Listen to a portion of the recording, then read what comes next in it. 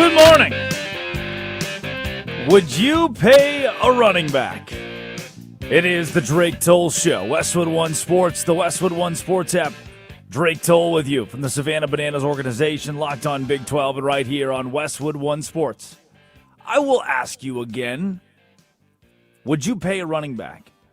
You woke up today in Anna, Texas, and you might be part of the problem.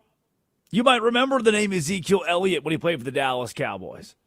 You may have woken up today as a fan of the New York Jets, somewhere outside of Saugerties.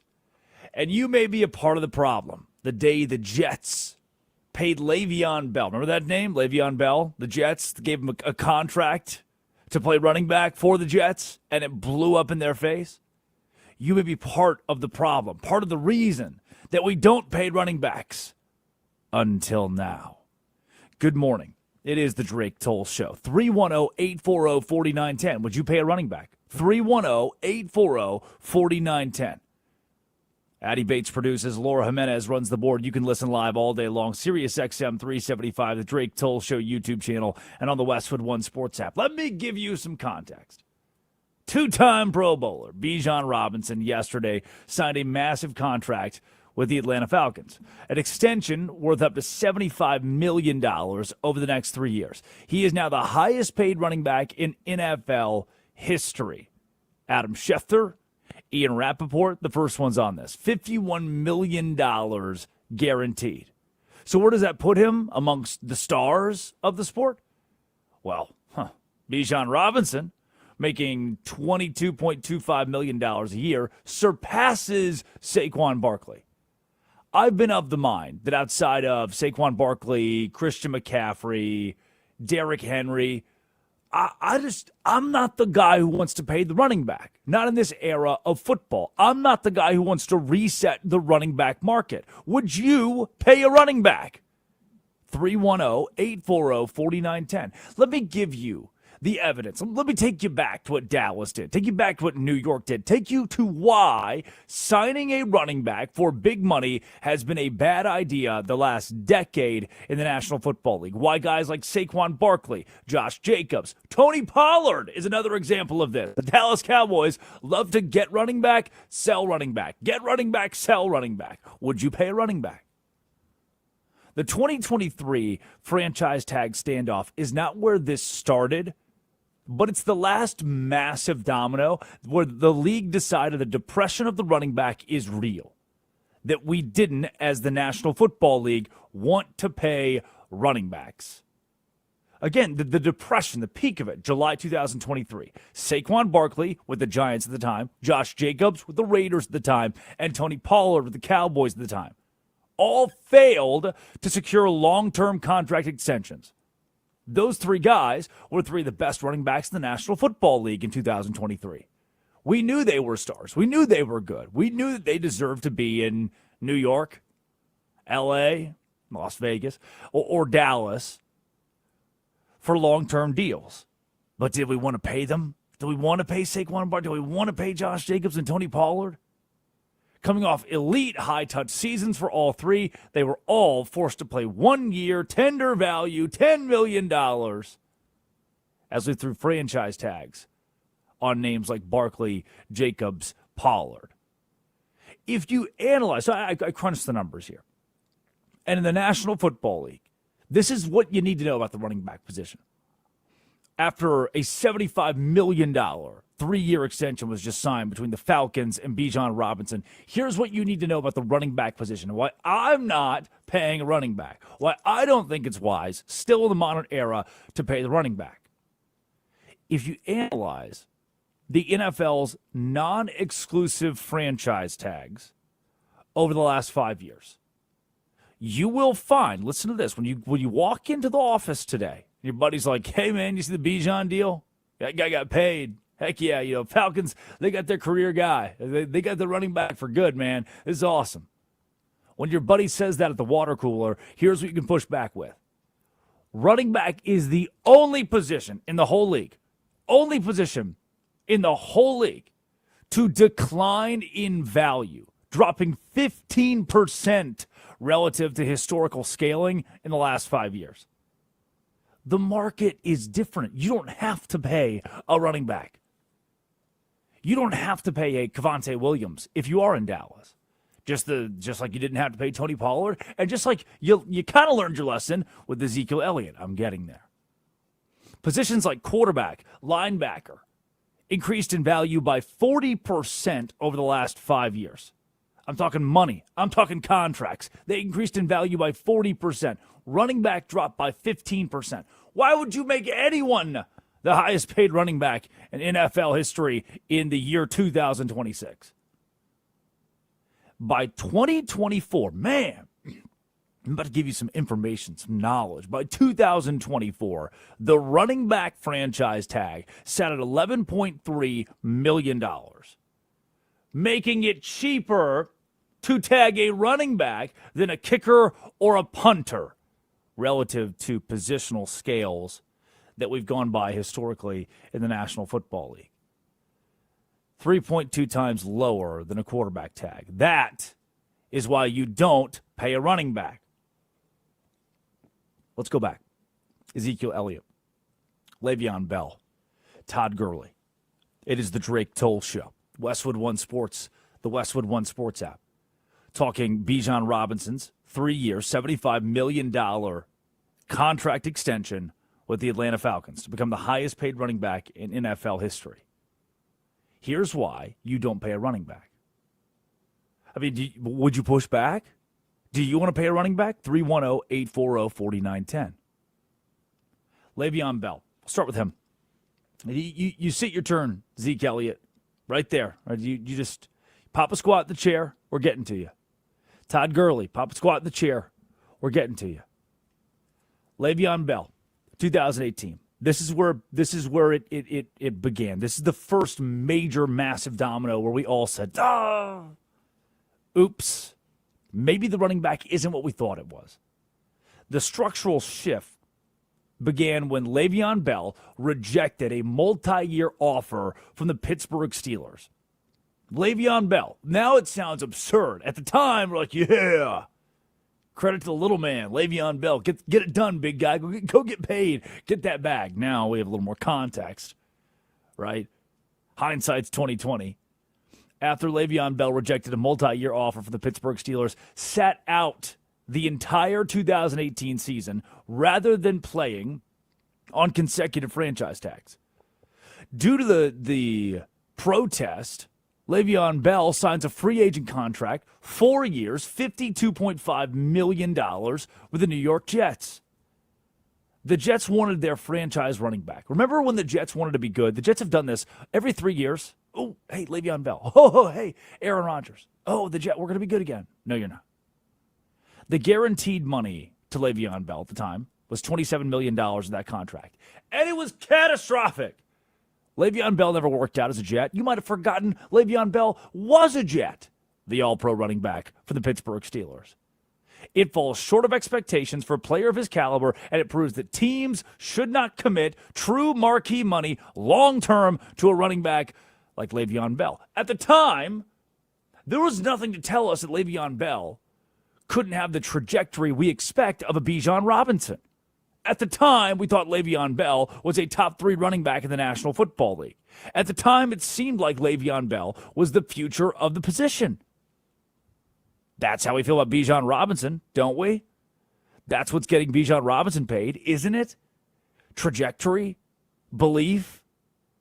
Le'Veon Bell, in his first 5 seasons in the National Football League, rushed for 1,200 yards or more on 3 separate occasions. The only time that he rushed for less than 850 yards was his third year in the league, where he played just 6 games. Averaged 100 yards in those 6 games that he played. Le'Veon Bell was a star in the National Football League. He didn't last more than 2 years with the New York Jets before he goes to Kansas City, Baltimore, Tampa Bay, and we haven't seen Le'Veon Bell since 2021. He was one of the best running backs in the National Football League. We decided to finally pay the running back, and it left the Jets looking stupid. Todd Gurley, Ezekiel Elliott. Would you pay a running back? 310-840-4910. The trauma of more of these mega deals killed the running back market. Ezekiel Elliott is part of why I don't want to pay a running back. When the Rams signed Todd Gurley, $60 million, 4-year, $60 million extension. The Cowboys gave Ezekiel Elliott a 6-year, $90 million extension. Todd Gurley gets 4 years, $60 million with the Rams. Zeke Elliott gets 6 years, $90 million with the Cowboys. And if you're a Cowboys fan, looking back, that ended up being a little stupid. Hey, I know we love stars. We love Zeke Elliott, kind of was Dallas there for a couple years. Dak alongside Zeke, man, what this offense could do, what this team could do. Is this the Super Bowl mix on offense? But 6 years, $90 million, $50 million guaranteed for Zeke Elliott. Hindsight's 2020. Would you pay a running back? Front offices use disasters like Zeke Elliott, Todd Gurley, Le'Veon Bell as the tail. Do not do it. Do not pay a running back. We lost money doing it. You'll lose money too. Austin Eckler. Jonathan Taylor. You remember the whole Jonathan Taylor fallout?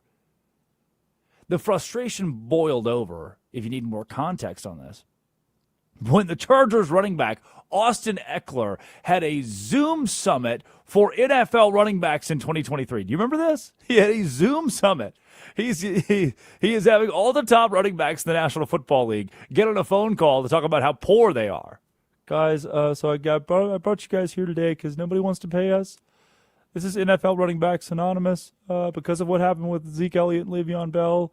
I think it's really bad, right, guys? What was going to come of the Zoom call? What was going to come of the NFL running backs Zoom calling each other to say they're not making enough money to address a market crash?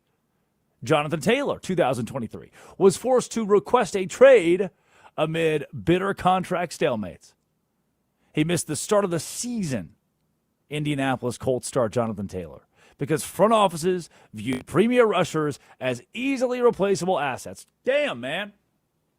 Why would I? Why would I sign Saquon Barkley to a long-term deal or Bijan Robinson to a long-term deal? Why would I sign Derrick Henry to a long-term deal? Because I told you in the last 10 minutes that, like, I see some running backs different. I look at Saquon Barkley and say, that makes sense right there. I'd like to give that guy some money.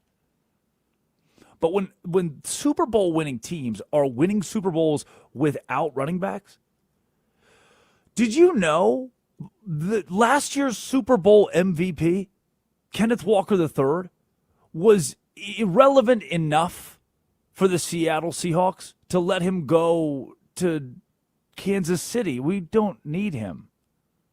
We don't need that guy. The running backs who have led their teams to Super Bowls, that's you've heard this. The running backs who've led their teams to Super Bowl aren't the guys that are like they're not the guys that are pushing the envelope. The running back position is not pushing the envelope. Would you pay a running back? 310-840-4910. Bijan Robinson, a massive deal, 3 years, $75 million. It's the Drake Toll Show. Westwood One Sports and the Westwood One Sports app. Let's take you to his head coach, Kevin Stefanski. Here's why he would pay a running back. Bijan Robinson is special. Number one, and I mentioned this to you guys before, is when you start watching tape on another team, you typically start from the beginning and go to the end. So I watched every play for the offense, defense, and special teams as I was taking this job or getting ready to take this job. And, I don't know, was it the second play or third play where he went 50 yards for a touchdown? So not long is the answer to the first part.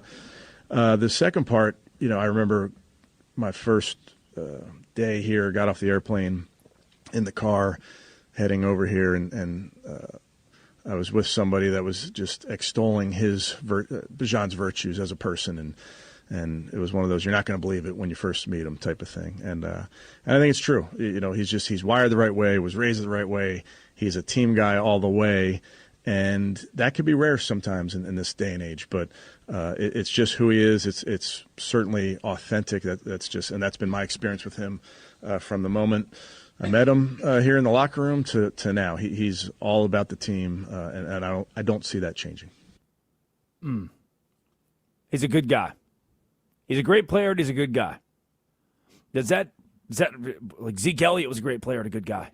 I thought Zeke Elliott could have been the future of the NFL at the running back position. Todd Gurley, great guy. Jonathan Taylor, great guy. Austin Eckler, great guy. Good running backs. Le'Veon Bell, great guy. Tony Pollard, great guy. Josh Jacobs, great guy. Do you pay a running back? Do you build your franchise around a running back? Sam in Anna, Texas says the Ezekiel Elliott fallout is the same reason I don't need a long-term contract for the Cowboys at the running back position ever. Period. Thank you, Sam. 310-840-4910. That's what I'm saying. Even the last, I just referenced it, Isaiah Pacheco, Super Bowl champion as the starting running back in the Super Bowl. Kenneth Walker III, Cam Akers, Leonard Fournette started for the Buccaneers in 2020.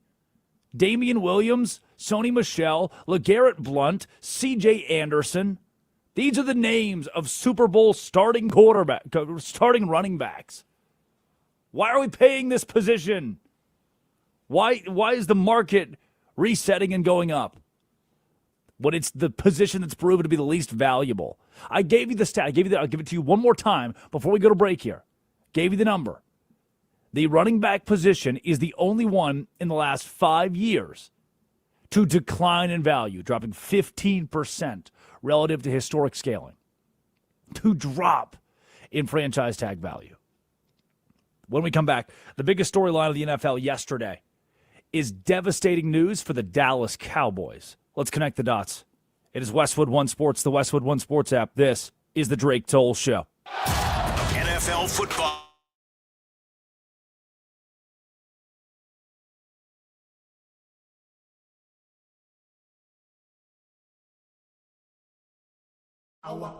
awujwayelekile kanjani kodwa zinsukwini zanamhlanje sibona kwenzeka kanjani amantombazane She's a rich girl, she don't try to hide it. Diamonds on the soles of her shoes. He's a poor boy, empty as a pocket with nothing to lose. Sing ta-na-na, ta-na-na-na. She got diamonds on the soles of her shoes. Ta-na-na, ta-na-na-na. She got diamonds on the soles of her shoes. Diamonds on the soles of her shoes. Diamonds on the soles of her shoes. Diamonds on the soles of her shoes. Diamonds on the soles of her shoes.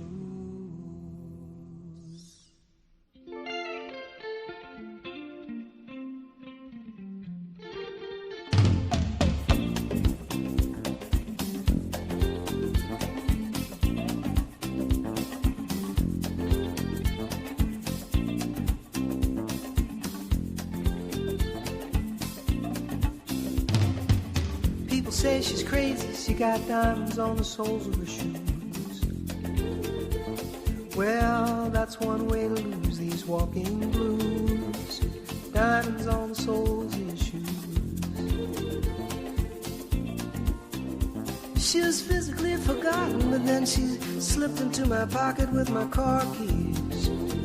She said, you've taken me for granted because I please you. Wearing these diamonds.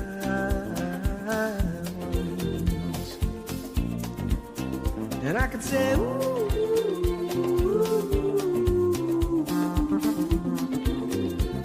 as if everybody knows what I'm talking about.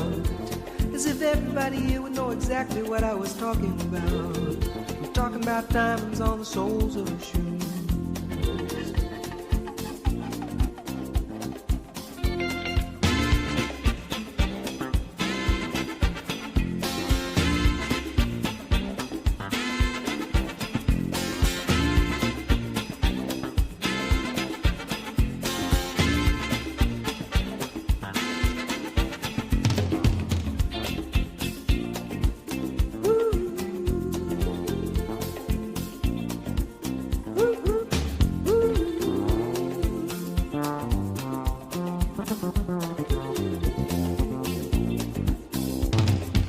She makes the sign of a teaspoon, he makes the sign of a wave.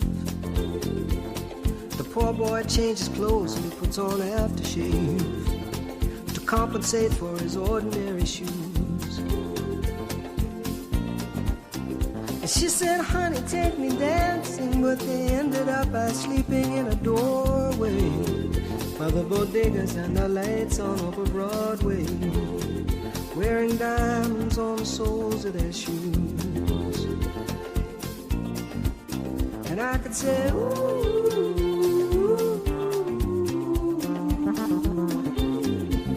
and everybody here would know what I was talking about. I mean, everybody here would know exactly what I was talking about. I'm talking about time.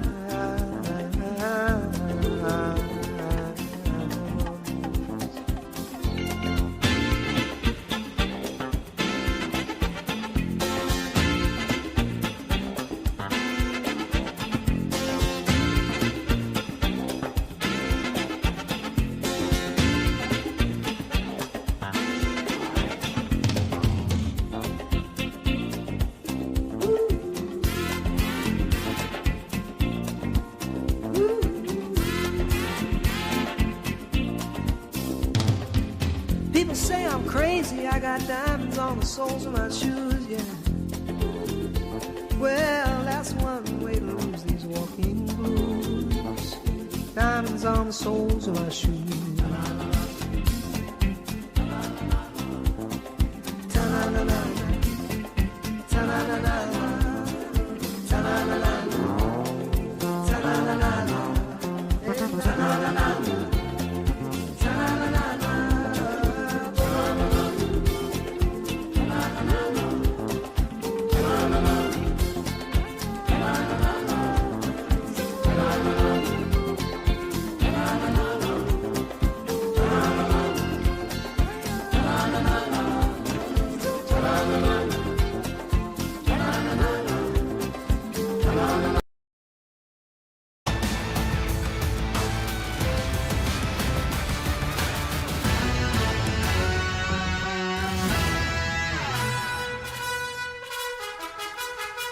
And a little bit of stick it to them. I will not hurt myself. I doubled the size of it, you dumb person.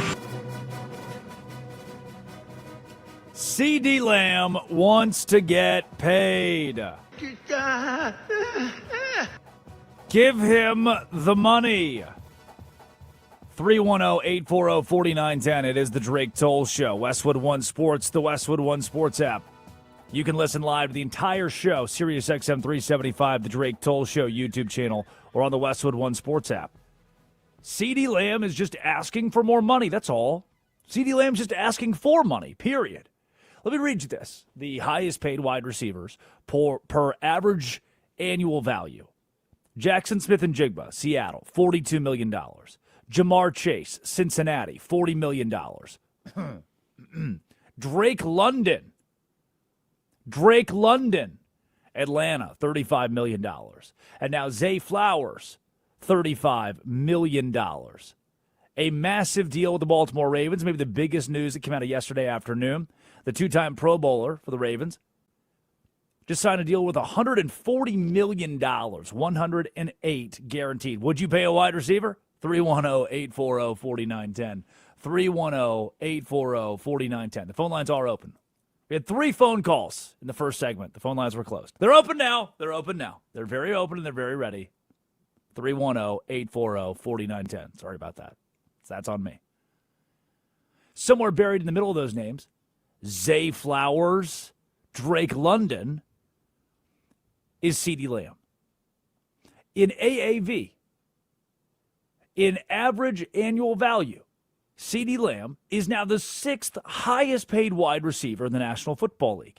If I'm CeeDee Lamb and I see that Zay Flowers just signed a deal worth $140 million, that $140 million is tabbed to the name Zay Flowers, my ears perk up, because my name's CeeDee Lamb. And I might be the best wide receiver in the National Football League. So when I saw the Zay Flower news yesterday, when I see contracts that are signed, like Bijan Robinson to the Falcons, Zay Flowers, his deal with the Ravens, I don't necessarily think about the guy. I think about how it resets the position. What's everybody else going to think? What kind of contract conversations are going to happen now? across the National Football League because a guy like Bijan is signing the highest paid deal in running back history, or a guy like Zay Flowers is signing a deal that is the most lucrative wide receiver deal in Baltimore Ravens history. I don't think about the guy. I think about CeeDee Lamb. I think about Jamar Chase, Justin Jefferson. How are they going to react to this? How is this going to change the wide receiver position in the National Football League? Would you pay a wide receiver? 310-840-4910. And as I was thinking about CeeDee Lamb, I went right back to, as I'm thinking about CeeDee Lamb, I went right back to 2024 when Jerry Jones and CeeDee, and Jerry's been the historic, I'm not going to pay anybody, and then we're not going to have contract talks in the middle of the season. We're not going to do that. No, I don't do that around here. All right, y'all. That same Jerry was asked at training camp in 2024 if there's a sense of urgency to pay CeeDee Lamb to get a deal done. This is back in 2024. Here's what Jerry had to say then. No. Why you say that? I went to high school or I went to college. I don't know why I said it, but I'm just saying I don't know. I don't have a sense of urgency about getting it done. It's a long-standing tradition. Pick any reason you want. I was at Nobu 2 days ago. Give that as a reason. Yes, sir. There is the effervescent Jerry Jones on why he had no urgency then to pay CeeDee Lamb. I don't care if the guy wants to get paid. I don't care what his timeline is. I'm Jerry Jones. I'll do it my way. So that contract negotiation leads to a 4-year, $136 million contract extension with the Dallas Cowboys for CeeDee Lamb. But that was 2024. That contract that expires in 2028 has now seen him passed by when Drake London waved hello from his motorcycle, and Zay Flowers went right past CeeDee Lamb in the money category. Would you pay a wide receiver? 310-840-4910. And we know CeeDee Lamb is a money guy. He likes the cash. In February, Chad Ochocinco was asked about paying CeeDee Lamb. He said, look, you can't pay George Pickens on the Cowboys roster without CeeDee having something to say about it. Here's Ochocinco.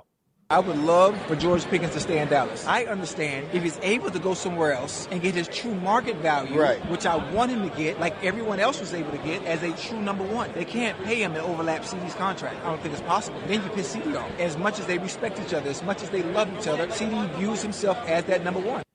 You can't pay guys on CeeDee's own team without CeeDee Lamb getting frustrated because he's a number one. Would you pay a wide receiver? Zay Flowers. A record-breaking payday in Baltimore to become the highest-paid wide receiver in franchise history. And it's the Drake Toll Show. Westwood One Sports, the Westwood One Sports app. Let's take it out to the phone lines, 310-840-4910. Bruce in L.A. Bruce, would you pay a running back or a wide receiver?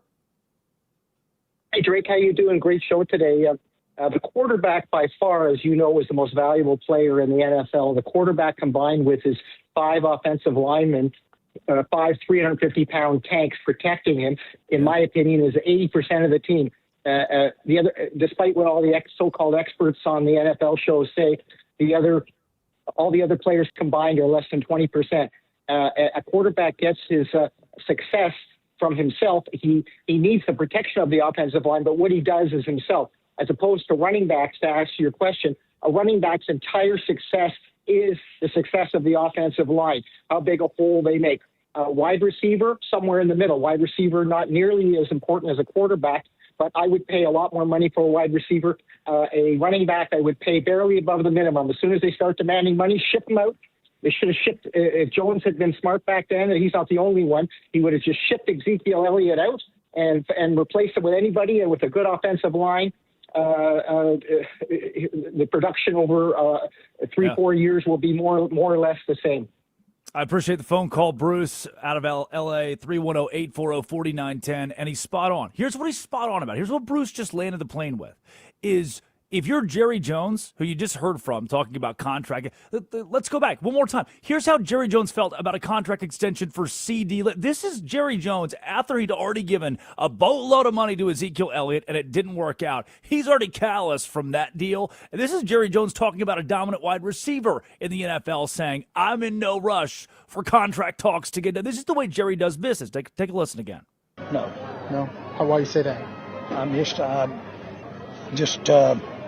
I went to high school or I went to college. I don't know why I said it, but I'm just saying I don't know. I don't have a sense of urgency about getting it done. It's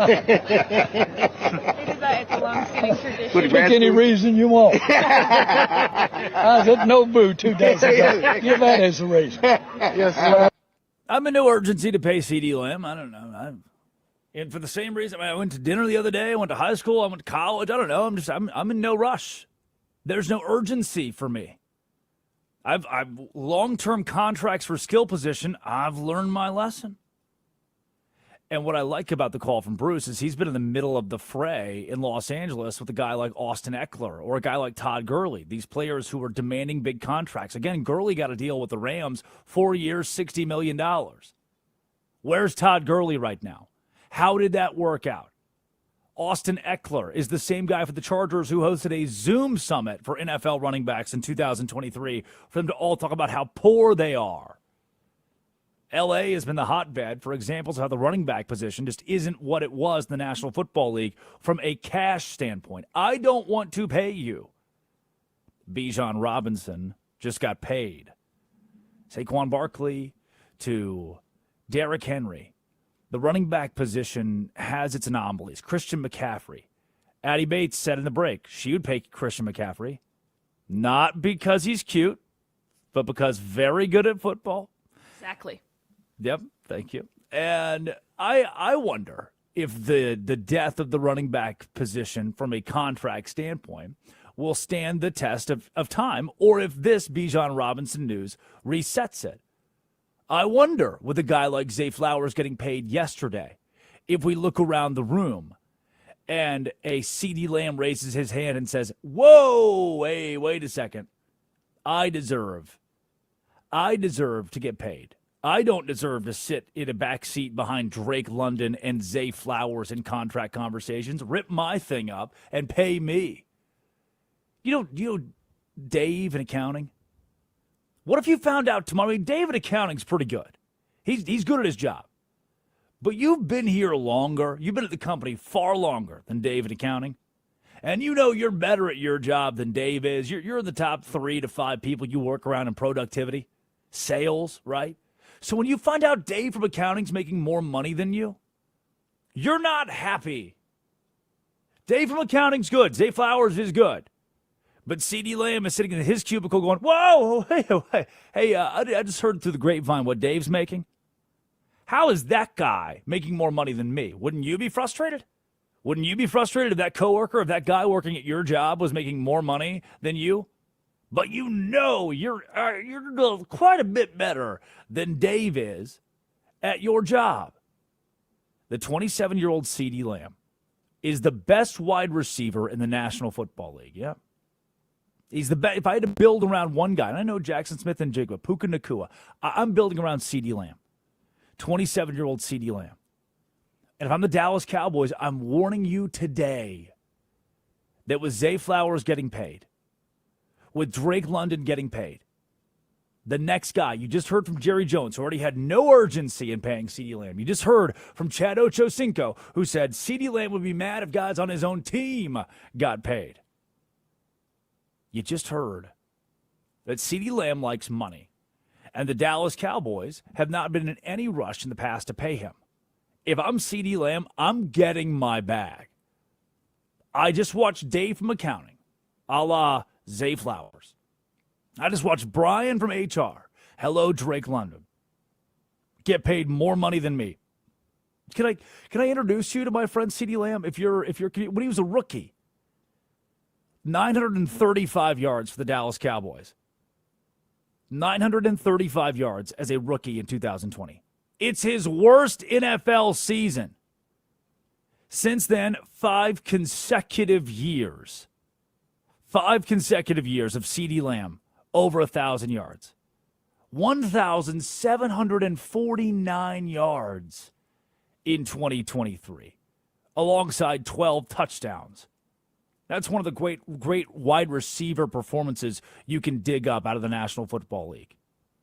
Would you pay a wide receiver? 310-840-4910. Again, appreciate the call there, Bruce. Got a text. Why would you pay a quarterback? History tells you you can't win with a quarterback on a massive contract. Well, the Atlanta Falcons decided to pay 2 quarterbacks. If we're talking contracts and big contracts in the last 24 hours, Bijan Robinson becoming the highest paid running back in NFL history. I go to the Atlanta Falcons and say, hey, it's great that you have the highest paid running back to pair with your wide receiver, Drake London. It's great that you have a Kyle Pitts who's rejuvenated his NFL career. Finally, I can draft him in fantasy and not feel guilty about it. But when your quarterbacks are Michael Penix Jr., broken, and Tua Tagovailoa, broken, what is the point in paying a running back just to give him money to watch the team die? You don't even have a quarterback. I wanted to take it easy today on the Atlanta Falcons. I didn't want to go all in. I wanted to make this conversation more about contract talks, more about money across the league, more about the best players in the league demanding more money based on Bijan Robinson or Zay Flowers. But if we want to go into paying a quarterback and how paying a quarterback's too risky or quarterbacks on long-term deals might deteriorate, I think the Atlanta Falcons would be happy with a quarterback, any sort of quarterback. And that's the same franchise that learned their lesson when they paid Kirk Cousins way too much money. Way too much money. They gave Kirk Cousins a lucrative deal just for Kirk to now be the starting quarterback of the Las Vegas Raiders. When we return, 310-840-4910. Phone lines are staying open. Would you pay a running back? Would you pay a wide receiver? Let's give you the death of the San Diego Padres. It's Westwood One Sports and the Westwood One Sports app. Why are they dead? This is the Drake Toll Show.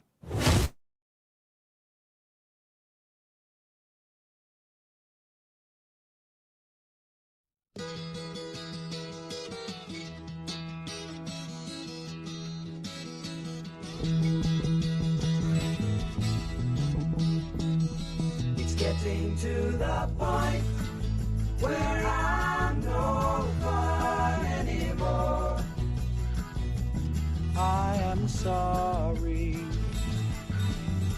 Sometimes it hurts so badly I must cry out loud. I am lonely. I am yours, you are mine, you are what you are. You make it hard. Remember what we've said and done and felt about each other. Oh, babe, have mercy. Don't let the past remind us of what we are not now. I am not dreaming. I am yours, you are mine, you are what you are. You make it hard.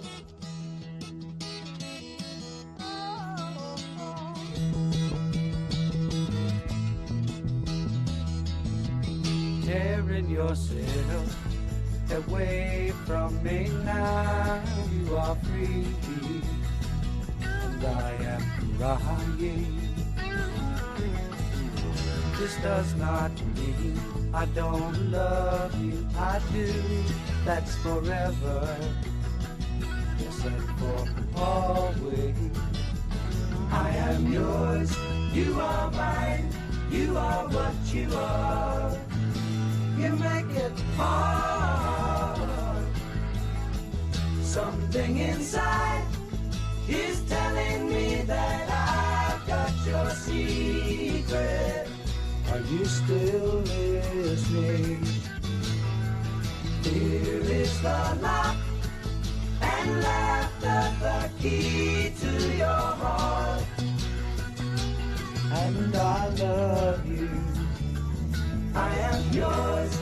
are mine. You are what you are. You make it hard, and you make it hard, and you make it hard, and you make it hard.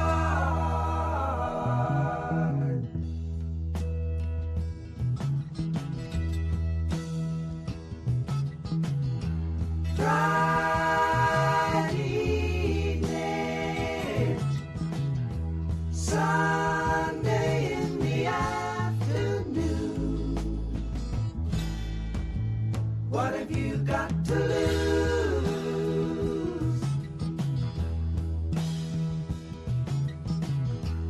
Tuesday morning, please be gone, I'm tired of you. What have you got to lose?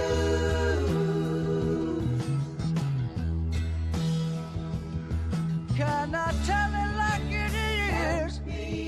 Listen to me, baby. It's my heart that's a suffer, it's a die, and that's what I have to lose.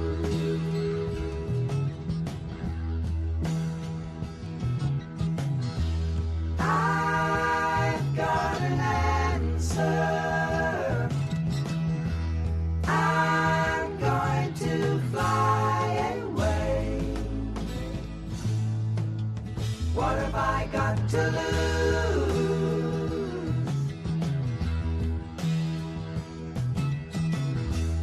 Will you come see me Thursdays and Saturdays?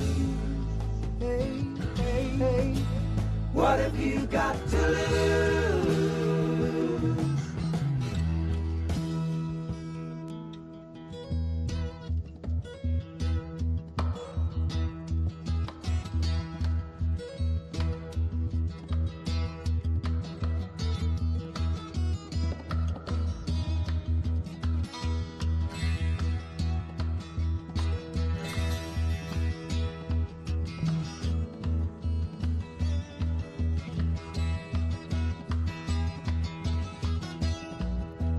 Chestnut brown canary, ruby throat.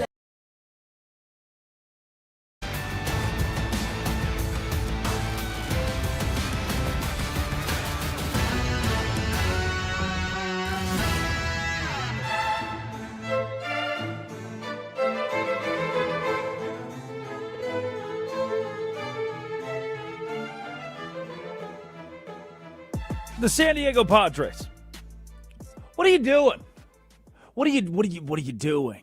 You decide to go at the trade deadline and buy. This is the same San Diego Padres team that sits 10 games back of the LA Dodgers in their division. In the National League West, the San Diego Padres are out of the conversation of winning the division and getting a playoff spot via winning the division. And in the wild card standings, guess who's not currently in the postseason? The San Diego Padres. Miami Marlins sit a game behind them, creeping up. The Pittsburgh Pirates, just 2.5 games behind the Padres. There's this whole group, conglomerate of teams in the National League that are fighting for a spot. The Cubs, the Phillies, the Diamondbacks, Padres, Marlins, Pirates, Cardinals. Even the Reds are in there fighting for a spot in the wild card. So what do the San Diego Padres do with nothing promised? With no idea if they'll even make the postseason? They went into the trade deadline and they bought. We want more stars. We want to go win the trade deadline. It is the Drake Toll Show. Westwood One Sports and the Westwood One Sports app. Addie Bates produces. Laura Jimenez runs the board. Drake Toll with you. 310-840-4910. We've asked the question today, would you pay a running back in the National Football League? Would you pay a wide receiver in the National Football League? Would you pay A.J. Preller to be your leader, your franchise guy, your GM? A.J. Preller of the San Diego Padres has done it again, grabbing Casey Mize and Robbie Ray and kicking off our biggest losers of the day. Maybe the San Diego Padres. This clip notwithstanding, Sammy Levitt tweets yesterday, an update from Lake Elsinore. Nick Pivetta walked off the mound after throwing a pitch and just went straight to the dugout. Take a listen. Here comes the 2-2, and oh, that just misses. Wait. Pivetta is walking off the field. I think he thought that was strike 3. I think what is he, pitch count? Or maybe he hurt himself. Yeah. Oh, no. Nick Pivetta, who is here on a rehab assignment. Well, now if he walked off injured, then the pitcher's allowed to. Yeah, Nick Pivetta, 60-day IL, coming back, making a rehab start. Could be for a staff that is completely blown up this year, the San Diego Padres, banged up with injuries. It's the same reason they went and got 2 new pitchers at the trade deadline. Now a possibility that a guy who they need back to compete in the postseason, Nick Pivetta, out again with injury. Addy, what is a team 10 games below their division lead buy at the trade deadline? Woo, because they want to win. They want to compete, and they don't have the right pieces right now. And he walked off yesterday with tightness in his elbow. Why was he on the IL? Right flexor strain over there in that elbow. So Nick Pivetta, Padres, not good. Biggest loser of the day. Give me the Atlanta Falcons. Yeah!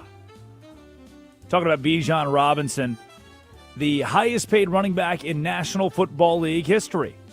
Why are we paying running backs in 2026?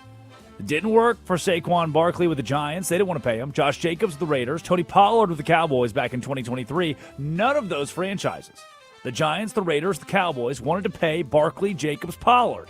What did they do? It was the great franchise tag standoff of 2023. And the shrinking franchise tag value of the wide receiver or running back position in the National Football League showcases the question is valid. It makes it very clear the question's valid. Why would you pay a running back? Atlanta just did, locking in Bijan Robinson. The same Atlanta who is the home of Drake London. So how are the Falcons going to get the ball to they don't have a quarterback to hand the ball to Bijan Robinson, or a quarterback to throw the ball to Drake London, or a quarterback to throw the ball to Kyle Pitts. What are you going to do? It's been a disastrous offseason for Kevin Stefanski, as he and the Falcons have opted to settle with Michael Penix Jr. and Tua Tagovailoa at quarterback. You talk about biggest losers of the day? The offseason for Ian Cunningham, the new general manager in Atlanta who was hired in January. Kevin Stefanski, their new head coach, who came over from the Cleveland Browns after leading the Browns to the playoffs. In this complex web of high expectations and new era, the transition to Stefanski, while positive, has been marred by Ian Cunningham, the general manager, giving Stefanski the options of Michael Penix Jr.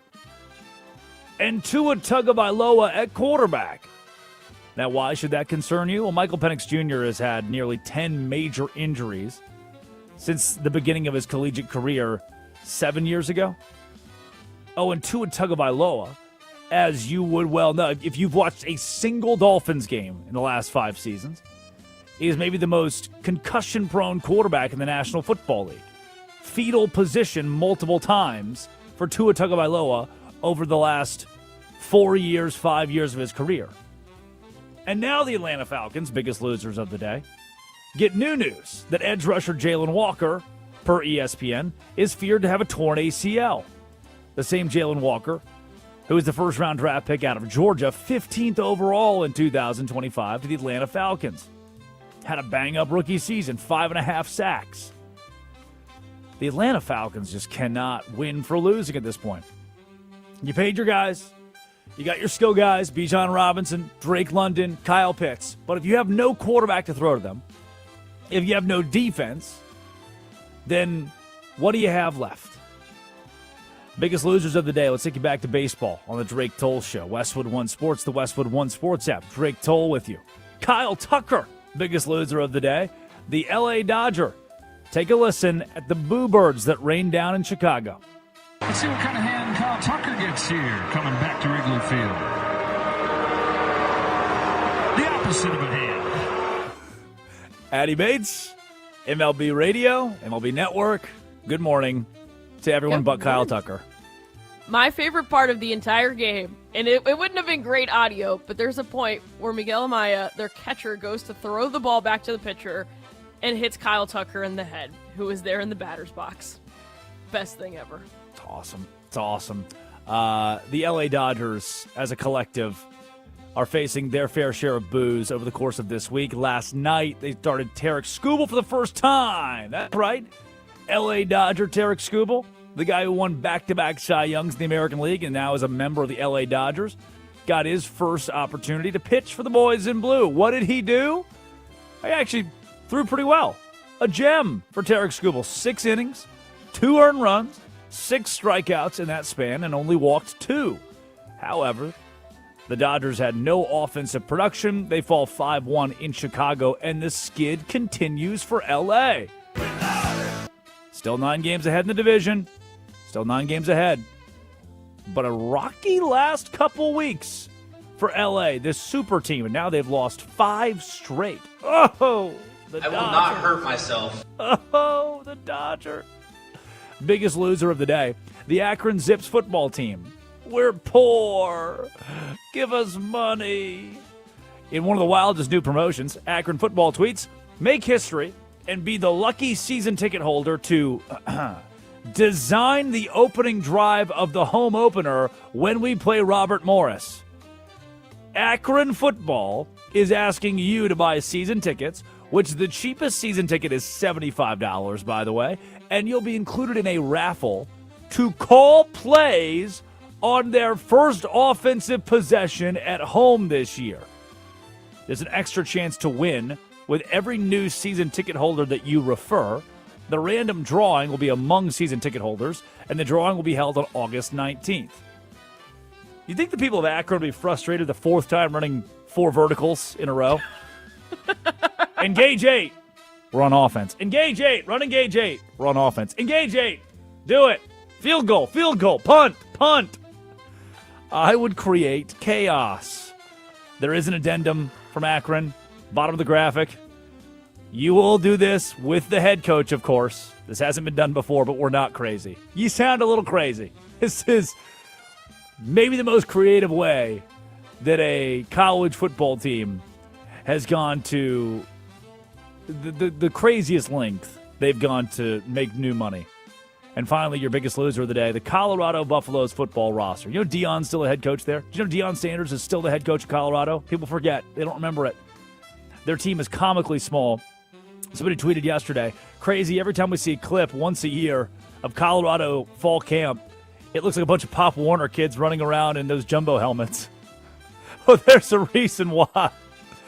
The Buffaloes have 11 players who are 5'9" or smaller at a defensive back who weighs 140 pounds. Not to out them, but Cole Mathis, Quentin Gibson, DeKalen Taylor, bunch of 5'9" kids at DB and wide receiver. Oh, yeah?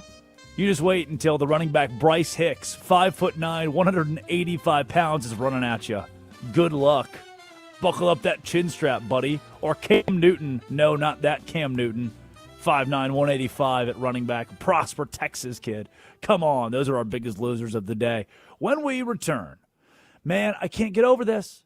I cannot get over this. The Atlanta Falcons are a dead duck football team. It's Westwood One Sports, the Westwood One Sports app. Here's the latest breaking news and bad news in ATL. This is the Drake Toll Show. This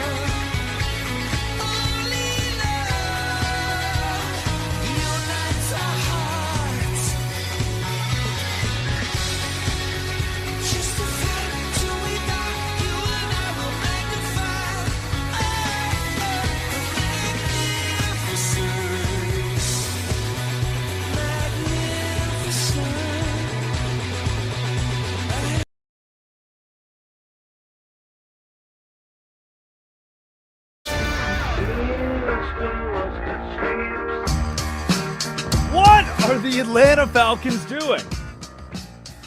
What are the Atlanta Falcons doing? And maybe that question applies for all of time. I'm going to take you through a timeline of what the Atlanta Falcons have done, the pain that has been caused to fans of that NFL franchise. But I want to ask you a question. Would you pay a running back? 310-840-4910.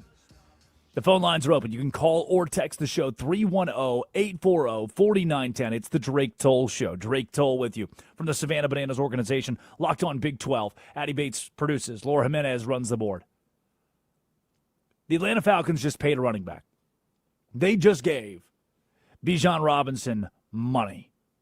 He's now the highest paid running back in NFL history. That's stupid. But Bijan's got, I know. It's stupid. Why? I've learned my lesson here. I've seen this song and dance before. In 2018, we all thought Le'Veon Bell with the Pittsburgh Steelers, I mean, the guy keeps rushing for 1,000 yards year in, year out. We all thought Le'Veon Bell was a Bijan Robinson-esque running back, a proven running back in the National Football League, top 3 running back in the National Football League, Le'Veon Bell, the Pittsburgh Steeler. And you know what happened? You know what happened in 2018?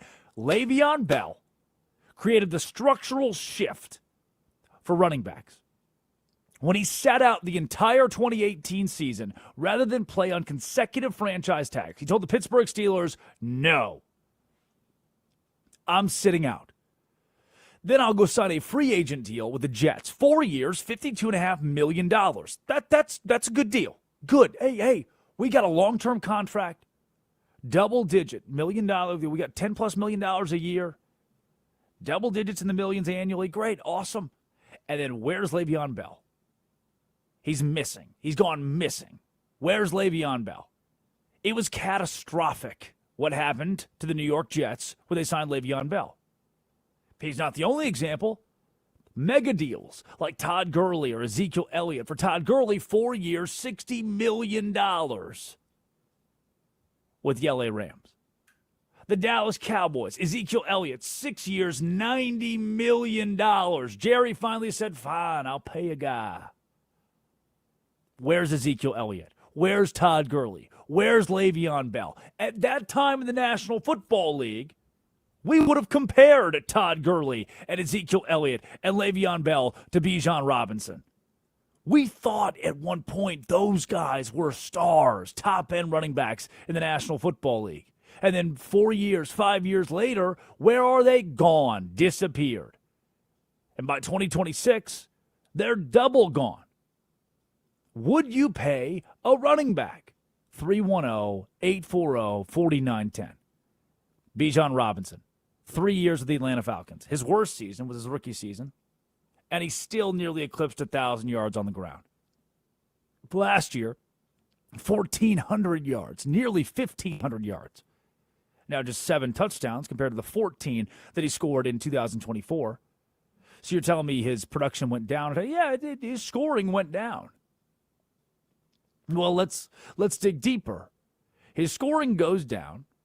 His rushing yards are still there. We've established that he's a great running back. I mean, what's the guy complaining about? What's the host? I opened the Drake Toll Show, and he's mad at the Falcons. He's mad at Bijan Robinson. He's mad at the contract. He's penny pinching these NFL players. Why? Well, because I've seen this. I have the analytics. I've got it sitting right in front of me. I've got it right here. Based on franchise tags, which tells you oftentimes the value of a position in the National Football League. Over the last 5 years, running back is the only position in the league. Not punter, not kicker, not DB, not offensive lineman. It's the only position in the league to decline in value, dropping 15% relative to historic scaling. Bijan Robinson plays running back. And it's time for our obituaries. It's the Drake Toll Show. Westwood One Sports and the Westwood One Sports app. Drake Toll with you. Would you pay a running back? 310-840-4910. Dead today, the Atlanta Falcons. They just paid a running back.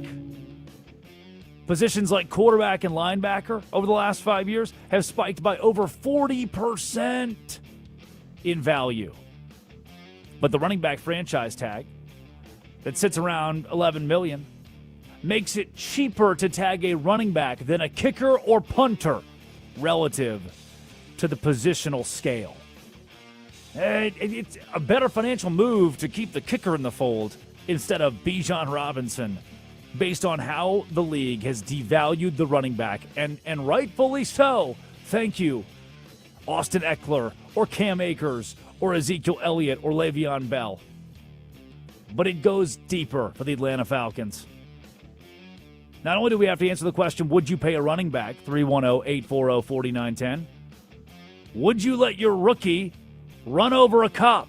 It's 310-840-4910. It's another question to throw in there. James Pierce Jr., one of the Falcons' best players last season, a rookie, will not play in the National Football League this year and will probably never play in the National Football League ever again. Why? Well, let me take you back to February. The 22-year-old James Pierce Jr., what did he do? Well, may have ran over a cop.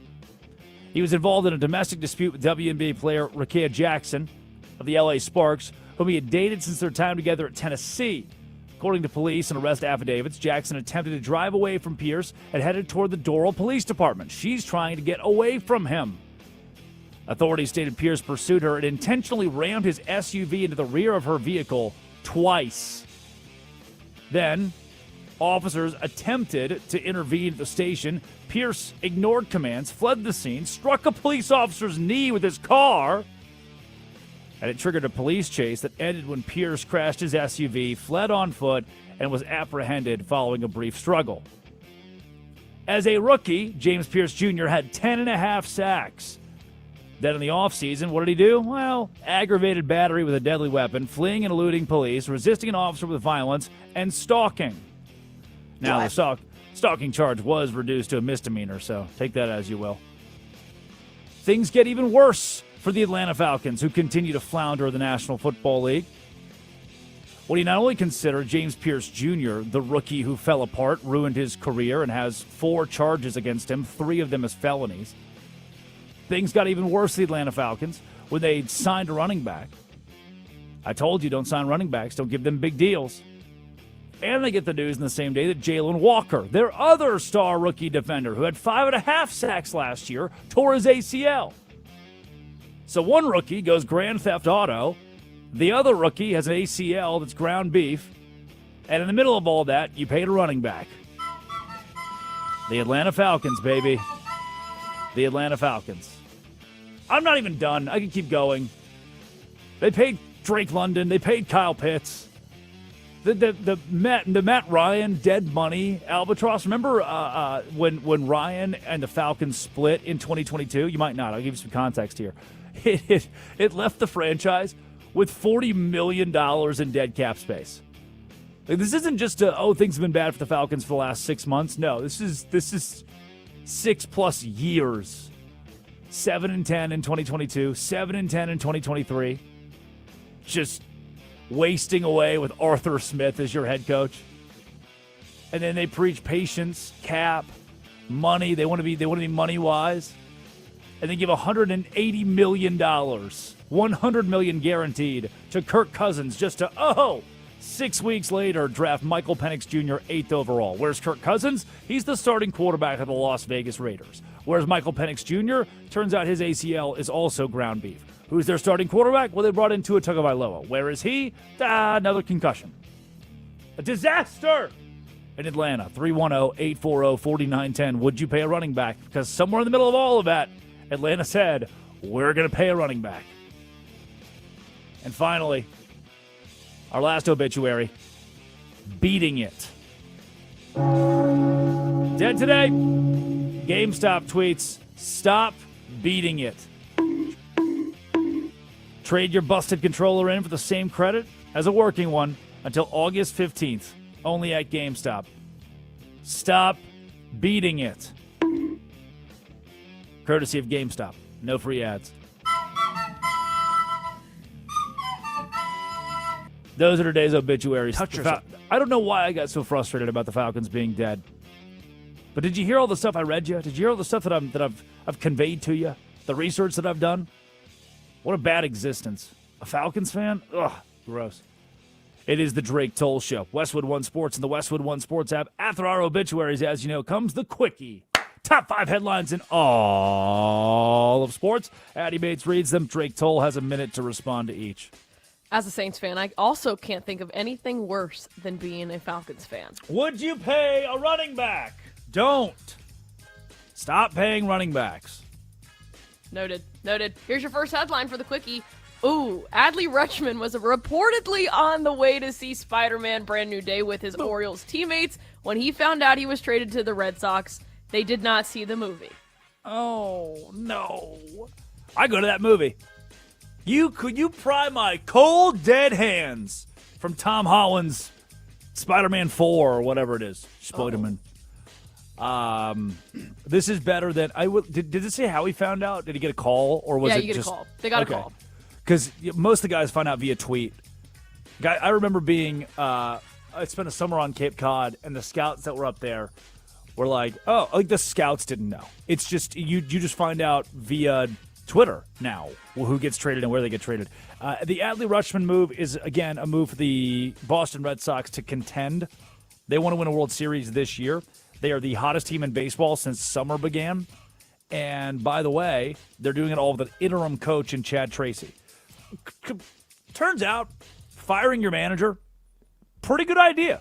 Just look at Philadelphia, look at Boston, take notes San Francisco. That's a minute. Here's your next headline. Tarek Skubal takes loss despite effective Dodgers debut versus the Cubs. Oh, the old Paul Skeens treatment, huh? By the way, Paul Skeens' arm is dead. We're talking about ground beef. Something's going on with that guy's elbow. Something's going on. I can fix him. Yeah, I think he's got a girlfriend, but close. Good. It was a good night for Tarek Skubal. Just no offense behind him. Goes 6 innings, 6 strikeouts, 2 earned runs. Still a 5-1 win for the Chicago Cubs over the LA Dodgers.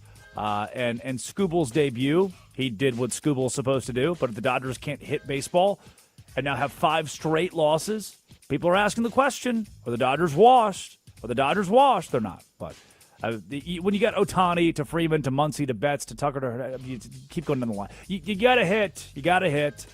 Skubal does his job. The bats don't. That's a minute. Let's go to the gridiron for a second. Darnell Wright and the Bears reach a 4-year, $116 million extension. Yep, there was bad news for the Bears yesterday. Kobe Bryant out the door. But then good news for the Bears. Pay offensive linemen.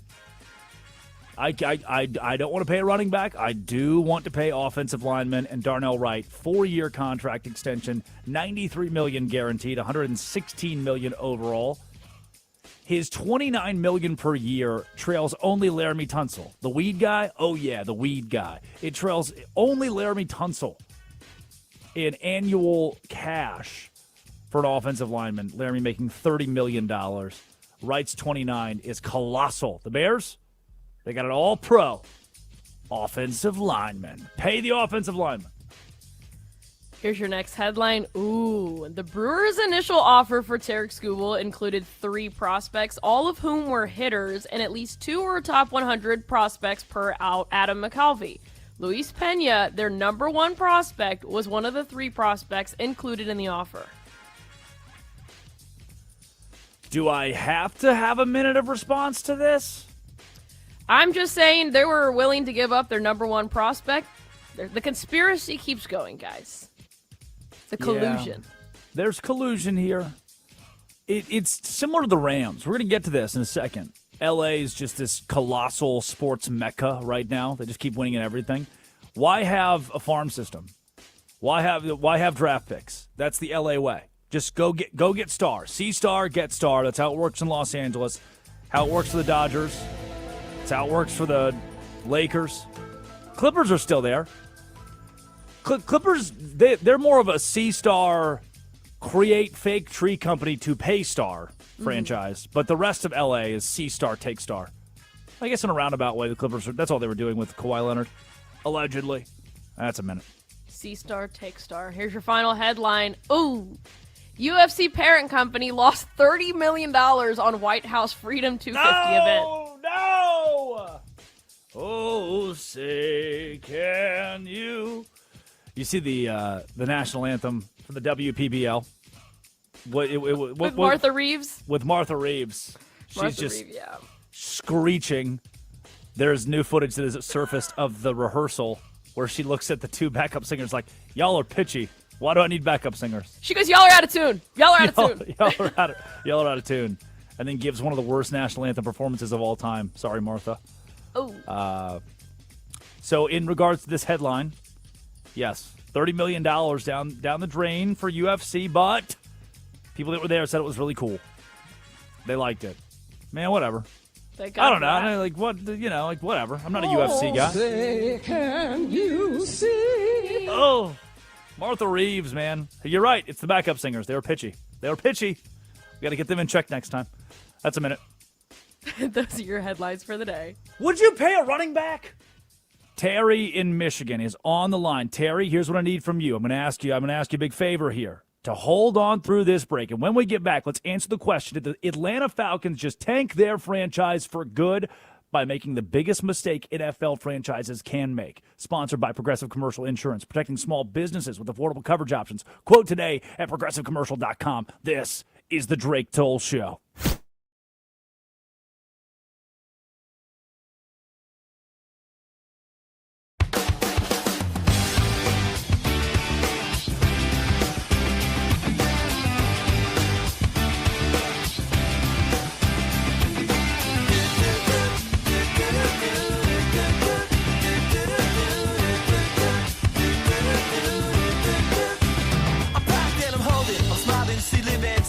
She lives for me, says she lives for me, ovation. Who will motivation? She comes round and she goes down on me. And I make you smile like a drug for you. Do ever what you wanna do, coming over you. Keep on smiling what we go through. One stop to the rhythm that defines you. And I speak to you like the chorus to the verse. Drop another line like a coda with the curse. Coming like a freak show takes the stage. We give them the games they play. She say, I want something else to get me through this semi-time kind of life. Baby, baby, I want something else. I'm not listening when you say goodbye.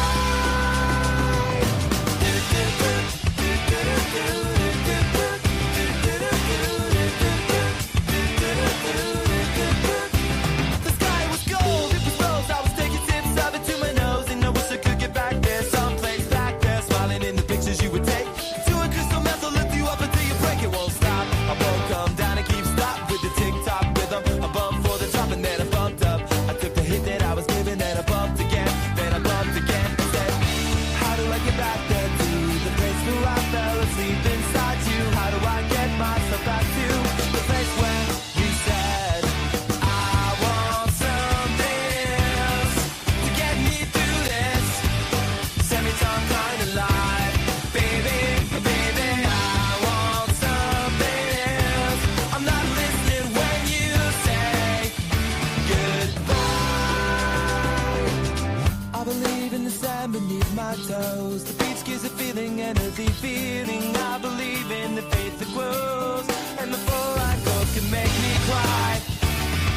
When I'm with you, I feel like I could die, and that would be alright. Alright. And when the plane came in, she said she was crossing. The love is the glimpse in the city, we tripped on the earth to feel alive. But now I'm struggling to survive those days you were wearing that velvet dress. You're the priestess, I must confess. Those little red panties, they pass the test. So I took around the belly, face down on the mattress one. And you hold me, and we are broken. Still it's all that I wanna do, just to live and I'll feel myself heavy off the ground. I'm scared, I'm not coming down. No, no, and I won't run from my life.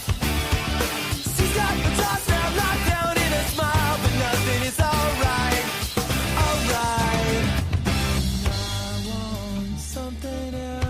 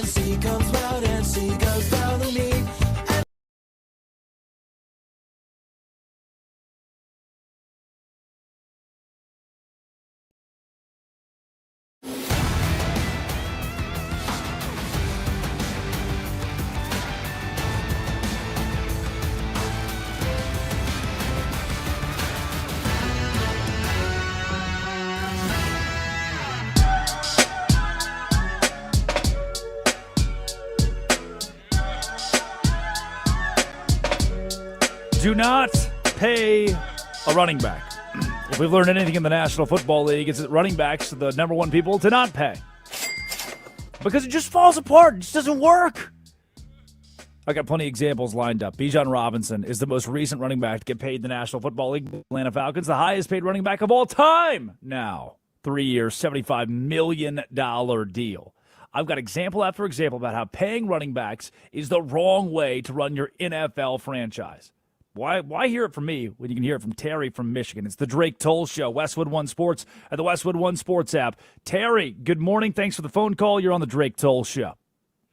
Good morning. Listen, now I'll give you two different areas of players. Walter Payton, Marcus Allen, Barry Sanders, right here at Detroit. It wasn't like they didn't pay Barry, but they still wanted him at least up to 8 years to come. But now, say McCaffrey, the guy you talk about, Bijan, and even Gibbs, per se, two different eras. McCaffrey, two different eras, and the Walter Payton, Herschel Walkers, and all them. You need a running game to win, like you need a defense to win. So why not pay those guys? Those guys know much about the market as you. They're lawyers, they're agents, they're lawyers, know about the market and the value of them. So, yeah, pay a running back because you need a running. Without a run game, you're not going to win. Without a defense, you're not going to win. So why not pay the guys? Yeah, I appreciate the those phone guys call, Terry. I mentioned. That's good. We lost you there, kind of cutting in and out, Terry. But Terry, I got you. I 310-840-4910. Appreciate that phone call, and I had a couple follow-ups there. We're kind of losing you in and out. And here, this is great. This is great. This is a brand new exit to take off the interstate here on the conversation about paying a running back. When we talk the Walter Paytons, the Herschel Walkers, the Emmitt Smiths of the world, and the dominance of a run game, the first pushback I was going to have on Terry is talking eras of the National Football League. Like, if we dominate in the 80s, the 90s with a strong run game, are we dominating in today's NFL that is so pass-heavy if we have a strong run game? Do we need a strong run game to win? And then Terry pushed it and said, hey, look at the modern examples of running backs who are effective in the National Football League. Bijan Robinson or Christian McCaffrey, throw in a Saquon Barkley, a Derrick Henry. There's a short list of guys who, if you sit Saquon Barkley down in front of me, it's hard for me to look that guy in the eyes and say, don't pay him. There are freaks of nature that are exceptions to this, and maybe Bijan Robinson becomes that. But where I do want to push back a bit here on Terry, and I appreciate the phone call, and it elevates the dialogue, is the list of Super Bowl winning running backs versus their quarterbacks in the last 10 years. Because we've seen Tom Brady, Patrick Mahomes, Matthew Stafford win Super Bowls in the last decade. This past season, shoot, man, Sam Darnold's kind of the exception to the rule of star quarterback wins a Super Bowl. But running backs? Kenneth Walker III, Isaiah Pacheco, Cam Akers, Leonard Fournette, Damian Williams started a Super Bowl at running back for the Kansas City Chiefs in 2019. Sony Michel started the Super Bowl at running back for the New England Patriots in 2018. So when I pose the question of why pay a running back, and a really good pushback from Terry is you need the running back to win, the same way you need a defense to win. This position has just become devalued to the point that I can go get an Isaiah Pacheco, a Cam Akers. I can go grab LeGarrette Blount, 2014 LeGarrette Blount, a young LeGarrette Blount, starts for the Patriots, wins the Super Bowl. He was 0.2% of New England's cap. Can I give you a wilder fact and figure here? And maybe this dates back a decade plus on why we're not paying running backs. Listen to this. 2014. LeGarrette Blount is starting at running back for the New England Patriots, and he wins the Super Bowl. 2016, LeGarrette Blount, once again, starting running back, New England Patriots, wins the Super Bowl. 2 years after he'd done the same thing in 2014. In the 2014 season, he's 0.2% of New England's cap. You'd expect that to go way up. He's the starting running back of a Super Bowl winning team. In 2016, LeGarrette Blount, starting running back, New England Patriots, Super Bowl winner. He's 0.6% of their cap space. They didn't need to pay him. We'll just go get somebody else. As proof of that, they did. 2018, they win the Super Bowl with Sony Michel as their starting running back. I don't really need a running back. The outliers are Marshawn Lynch, 2013 Seattle Seahawks. Even before that, James Starks for the Packers, good, but not Bijan Robinson, level good. Not Christian McCaffrey, level good. The exceptions to this would be Marshawn Lynch in 2013 and Saquon Barkley in 2025. Those would be the exceptions. 2024 season in the 2025 Super Bowl. Other than that, do you need a running back to win? Because these teams are proving we don't need a star-studded guy we're paying a career contract to win. Now, from JX Sports, also throws in a lot on this. The Drake Toll Show, Westwood One Sports, the Westwood One Sports app, talking the running back position, talking Bijan Robinson's contract. Is L.A. the luckiest sports city in America, by the way, is where we're going next. But I want to tie up this bow. You don't pay running backs, you pay weapons. From JX Sports. Bijan had over 2,000-plus yards, 79 catches, compared to a guy who had 86 in Zay Flowers, and he got $35.5 million a year. Yeah, the wide receiver position we value way more than running back. It's two distinctly different questions. Would you pay a wide receiver? Would you pay a running back? I've got a different answer to both. I'm ready to pay a wide receiver. In 2026, absolutely. But am I ready to pay a running back? The argument here is you better be ready to pay a weapon, a playmaker. And Bijan Robinson is that. You can get involved. 310-840-4910. 310-840-4910. Los Angeles. I mean, they're a part of this conversation, too, by the way. Todd Gurley and the Rams, a massive contract 4 or 5 years ago. Would have been 2018, actually. I'm getting old. Todd Gurley, 4 years, $60 million. Wins Offensive Player of the Year in the NFL, and then gone, done. Out of the NFL entirely by the age of 27. That's why we don't pay running backs. Since then, though, it feels like LA's gotten a ton of breaks.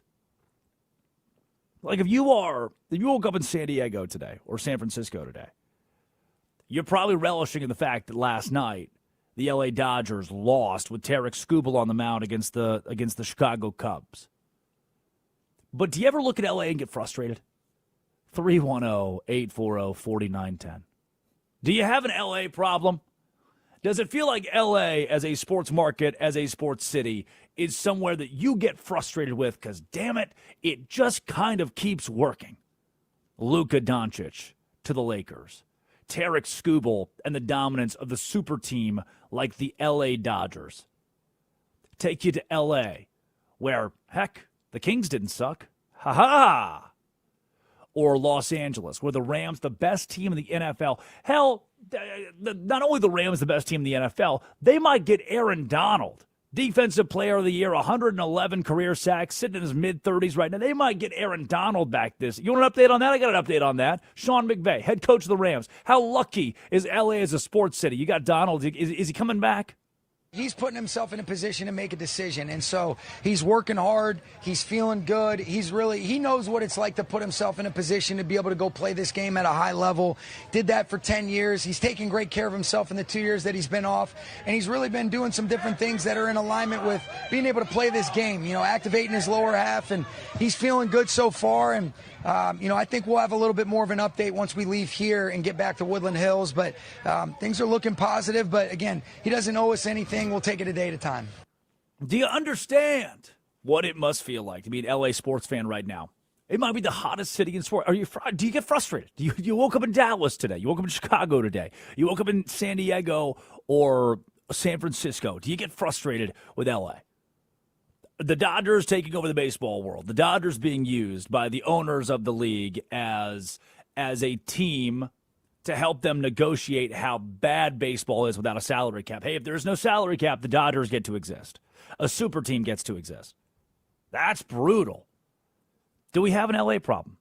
Are they the luckiest city in sports? 310-840-4910. 49-10. Let's take this through a baseball lens. Let's go into a baseball lens. Tarek Skubal made his Dodgers debut last night in a 5-1 loss. Goes 6 innings, 6 strikeouts, has a hell of a game. Tarek Skubal looked incredible. The offense just wasn't there for the LA Dodgers to back him up. But then I go to San Francisco. I go to San Diego. And I like to use these teams in comparison to Los Angeles because they're closer markets. West Coast, California, major markets. And the Padres want to win right now. And the San Francisco Giants want to do whatever the San Francisco Giants are doing. Want to do whatever Buster Posey is doing today. 310-840-4910. But I look at the most confusing teams at the trade deadline, and is it doubly frustrating, especially if you're another major market, especially if you're a major market around L.A., if you're a market that has a Major League Baseball team that competes in the same division as the Dodgers. Is it frustrating to see what your team did at the trade deadline compared to the Dodgers who just went and got Tarek Skubal?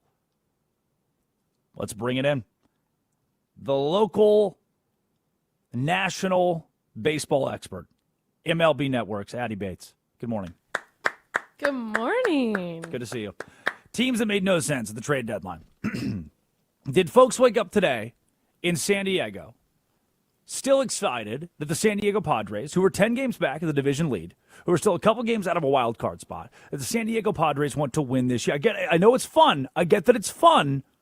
But are the San Diego Padres selling out to win now when they're not even in a playoff spot right now and the whole thing could blow up in their face? Is this smart? I guess is my question. Absolutely. AJ Preller is one of the best GMs in the league. Of course, he's GM fun. for the He's a San Diego guy. Padres. He is, but he knows what he's doing. He's done this he always swings big. And especially when we talked about it earlier that one of their starting pitchers, Nick Pivetta, kind of walked off in his first rehab start back from the IL with elbow tightness, which is never good for a pitcher. They should be excited that they got a Robbie Ray. They should be excited that they got a Casey Mize, and they should be excited that some of their other guys, like starting pitcher Joe Musgrove, is also going to be coming back from the IL. This is a good time to be a Padres fan. I know it hasn't been a great first half to the season, but these additions are good, especially when some of your other pitchers are struggling to come back from their rehab assignments. The problem with this, and I know this may not bother every Padres fan, according to USA Today, they are 30th right now organizationally. They are 30th when you look at their farm system. A team, this is the quote from USA Today, a team everyone thought would sell wound up buying at the deadline, acquiring Robbie Ray from San Francisco, and in doing so, they did need to give up a top 5 prospect in Miguel Mendez, and they also needed to send another borderline top 10 prospect as well. They didn't stop there. They went and got Casey Mize and lost their number 2 prospect, Cash Mayfield. So the Padres are gutting their farm system to win now. That's the part that worries me. This isn't unheard of. We've seen other teams do that, and especially with the looming lockout, even though A.J. Preller yesterday was like, I don't know if it really took, and if it had an effect on decision-making here. It's a win-now mode. They did it last year when they acquired Mason Miller. They shipped off a lot of prospects to the Athletics. They do this every year, and he's done this his entire time as the tenure as GM of the Padres. But the thing is, his Padres owner, before he passed away, wanted to spend. That's why they've had a bunch of legal issues with new owners. If, hey, maybe we spend, maybe we don't. A.J. Preller is just taking it, and he's running with it, and that's what the Padres need right now. The San Francisco Giants, conversely, have a top 10, I would say, farm system in Major League Baseball, and they got even better at the trade deadline as they offloaded a bunch of stars, and I think the Giants fans may be expected to sell. But as they bring in guys like Miguel Mendez, who I just mentioned, or Yoniel Hernandez, did you know? Can I read you something? Are you ready for this? Absolutely. Top 5 prospects in the Giants farm system. Top 5 prospects: Josuar Gonzalez, Luis Hernandez, Johnny Level, Gavin Kylan, and Dakota Jordan. 4 of those are shortstops. 4 of those are shortstops in the Giants system. Did the Giants oversell at the deadline? So usually when you see that many tops prospects in a farm system, you'll start teaching them to play other positions. We saw that with Connor Griffin. We saw that with Cam Smith in the Houston Astros. I mean, he was an infielder, and now he's a right fielder because they didn't need any infield help, but they needed his bat. So the Giants, this is just another example of Buster Posey is a beloved catcher. He's an amazing catcher.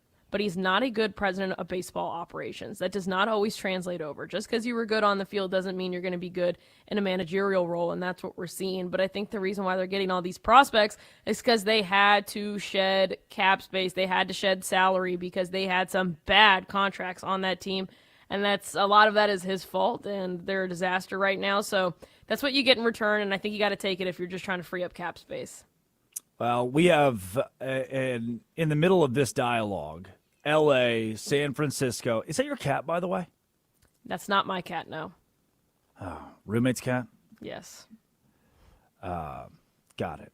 Let's keep it on this baseball conversation, at least for a second more, talking L.A. Dodgers, the San Francisco Giants, as well as the San Diego Padres, who each had distinct approaches to the trade deadline, and the Padres decided the best option for them was to buy. Let's take you to San Diego. Ben in San Diego, 310-840-4910, talking the Padres farm system. You're on the Drake Toll Show. You guys just keep getting me worked up every morning on the way to work with this Padres Dodgers talk. I just got to call. Good morning. I just have to. Good morning. Yeah, I mean, everybody keeps saying AJ Preller can't keep getting rid of these prospects, but he keeps doing it somehow. He came up as a scout, and he keeps replenishing to the point to where he can keep getting away with it. And if it keeps working, it keeps working.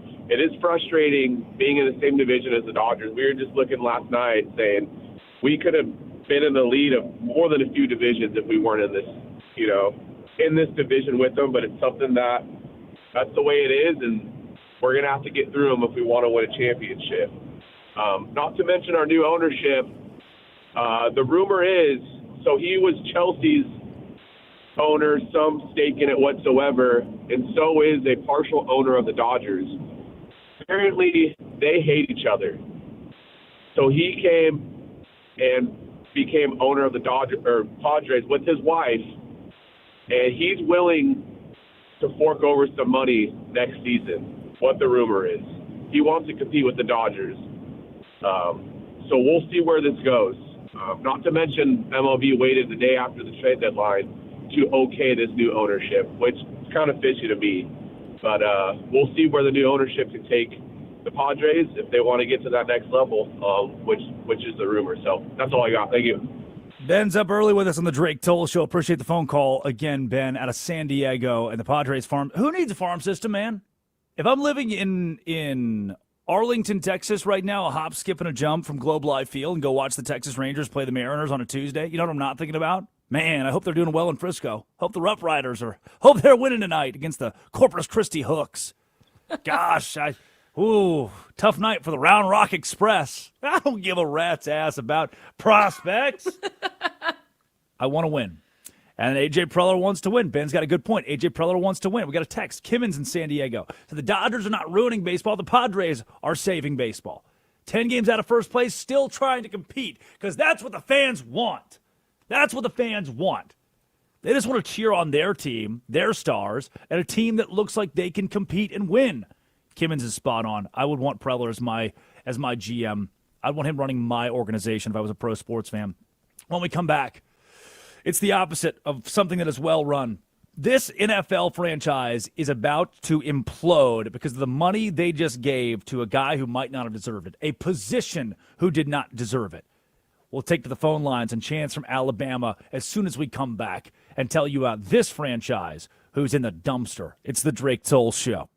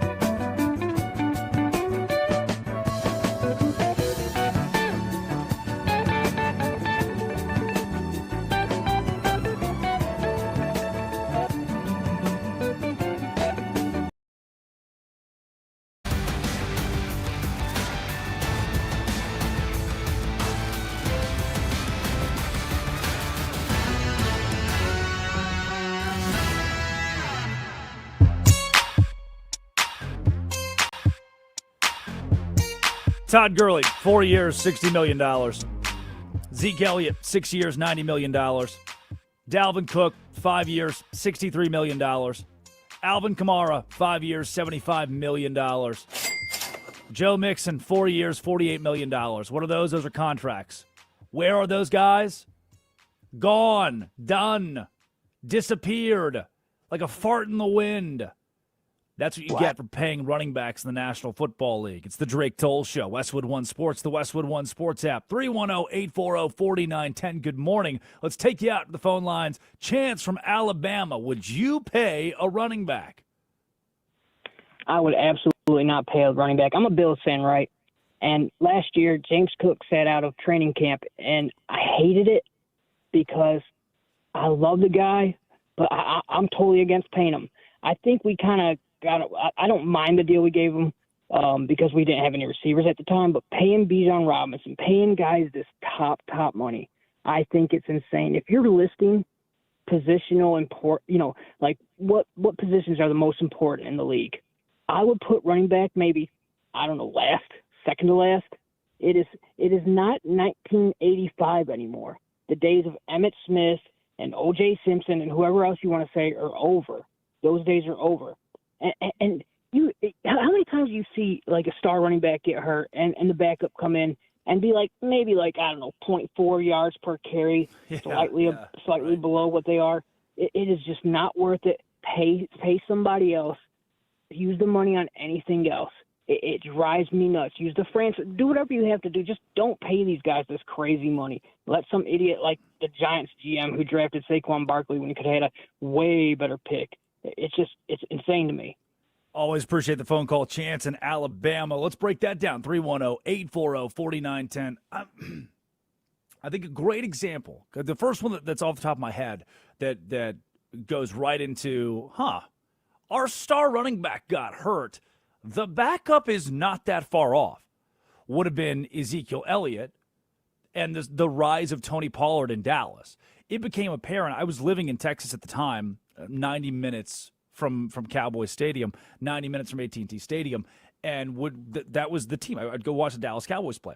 I remember early 2020s, Zeke Elliott, who had just gotten paid, who just gotten a massive deal from Dallas, 6 years, $90 million.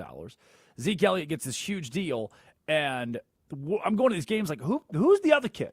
This Tony Pollard guy looks just as good, if not better, namely as an athlete. Like Zeke runs you over, but Tony Pollard, man, he's doing stupid stuff out of the backfield, both receiving and running the football. And it's a tale as old as time. The backup looks just as good. The backup looks pretty close. Did we have to pay Zeke Elliott $90 million on a 6-year deal? I think Falcons fans might be asking themselves that question. And that's why we're on the question today of would you pay a running back, because Bijan Robinson just got a bag from the Atlanta Falcons. His deal is 3 years, $75 million. That is the highest paid annual value in a contract that a running back has ever seen in the National Football League. And I think that makes the Atlanta Falcons, a franchise that just paid a running back, our idiots of the day. Idiot of the day. I don't think they're not the only idiots of the day. I've unpacked the Falcons and how I don't think paying the running back, but it's not the only position that makes them the idiot of the day either. We got a quarterback battle in Atlanta between Michael Penix Jr., the number 8 overall pick in 2024. Yes, the same year that Atlanta gave Kirk Cousins that $150 million contract. Kirk Cousins is now the starting quarterback for the Las Vegas Raiders. And Michael Penix Jr. has ligaments made of ground beef. Penix is still working his way back after ACL surgery in November. It has not been cleared for 11 on 11 team sessions in practice. Quarterback competition. Tua Tagovailoa. 1 year, $1.3 million. What do we have to lose? Well, $1.3 million. Tua has also spent time out in training camp, to the point the Falcons had to bring in Cooper Rush to facilitate that. They don't have anybody else. So it's the only guy they got in their practice is Cooper Rush. Let's keep it on the same theme. The Drake Toll Show, Westwood One Sports, the Westwood One Sports app, 310-840-4910. Let's keep it on the exact same theme for our idiots of the day of quarterback battles and take it to Arizona, where the Cardinals are in the middle of one where Jacoby Brissett, he's trying to figure out his way in the NFL. And Jacoby Brissett had the exact same mirrored numbers to Aaron Rodgers last season. I don't know what that says more of, Jacoby Brissett or Aaron Rodgers. But now Carson Beck has snuck his way in. The old Georgia guy turned Miami quarterback and now member of the Cardinals. He was the last guy to throw a pass in 2026 in college football. It was an interception against Indiana in the national championship game. And now he'll be the first guy to throw a pass in the NFL this preseason. Here's Carson Beck on if he was shocked to be named the starting quarterback of the Arizona Cardinals for the Hall of Fame game. Yeah, I had no clue that I was going to start. Obviously, I thought I was going to play in it, but I really didn't have any expectations of, going into any of this. Obviously, our schedule is absolutely crazy right now, practice meetings with training camp and whatnot. But, yeah, I'm looking forward to it. I'm really excited. Well, it's the same Arizona Cardinals figuring out their quarterback position in a quarterback battle who still have Jacoby Brissett hanging around. And that's the same Jacoby Brissett who had 3,300 pass yards last year. Aaron Rodgers, 3,300 pass yards. Jacoby Brissett, 23 passing touchdowns. Aaron Rodgers, 24 passing touchdowns. Brissett, 8 interceptions. Rodgers, 7 takeaways. And each of those guys had a 94 quarterback rating. Jacoby Brissett is Aaron Rodgers and can't even win a starting job against Carson Beck, is locked in a battle with Carson Beck. There's a way that Beck is the quarterback, is the answer in Arizona this season. But I do not believe that the Cardinals are set up to win under Mike LaFleur. This is come in Mike LaFleur, new head coach, lose for a couple years, the same LaFleur who is the OC for the LA Rams, lose for a couple years, let's get draft picks, fire LaFleur, and hopefully win in 2029. Welcome to the tanking Arizona Cardinals, who might lean on Carson Beck this season. Ugh. Those are our idiots of the day. People who pay running backs and people who have quarterback battles between Michael Penix Jr., Tua Tagovailoa, or Carson Beck and Jacoby Brissett. How am I supposed to take that seriously? Veteran cornerback Fabian Moreau is returning to Washington, signing with the Commanders, the same team that drafted him in 2017. That might revitalize a franchise. We got the latest live from Commanders camp and more with our own Linnell Willingham when we return. It is Westwood One Sports and the Westwood One Sports app. Live from Commanders camp, Linnell Willingham. Addie Bates produces, Laura Jimenez runs the board, and you can get involved. 310-840-4910. To training camp we go. This is the Drake Toll Show.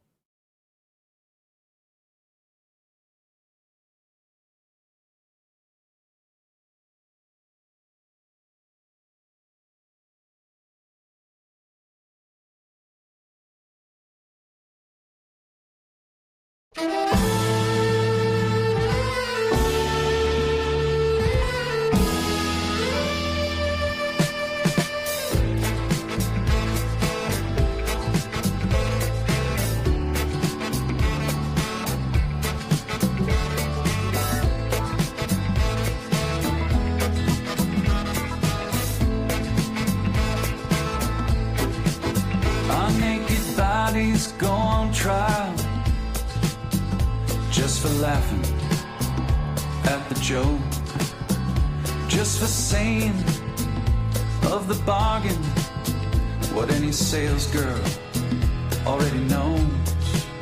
Most of us old men die at the firing line, just waiting for our number to be called. I guess time just makes fools of us all. Now the king gets his stepson when he's loaded as a gun. Says a real man is like a country. You need a map to find your one. Now I do you suppose you must approach the throne with its back up against the wall. I guess time just makes fools of us all.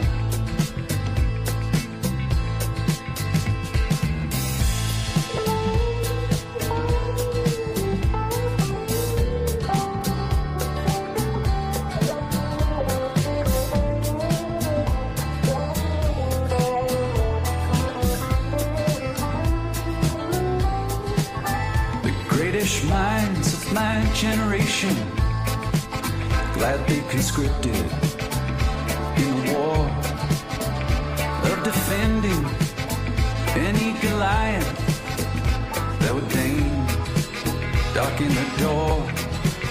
Now with your genius for picking battles, it's no wonder every helmet is too small. I guess time just makes fools of us all. I guess time just makes fools of us all. My drink is watered down. The champ is on his knees. He lost the rematch. He lost the comeback. He lost for charity. But that's the job. It's what gets the asses in the hall. They came for a beating.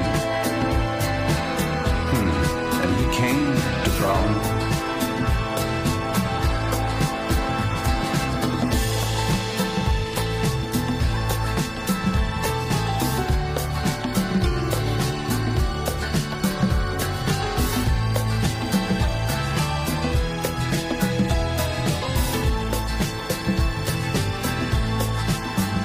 Go and serve your client notice that of all the young gods I have known, yours is easily the least famous to turn down the cover of a Rolling Stone. Lily white faces, so familiar and yet impossible to recall. I guess time just makes fools of us all. After a millennia of good times, God said, hey now, let's have a dream where we raise the stakes a little. Come on, let's make things interesting. Parachute into the Anthropocene, an amnesiac, a himbo Kendall. I guess time does make fools of us all.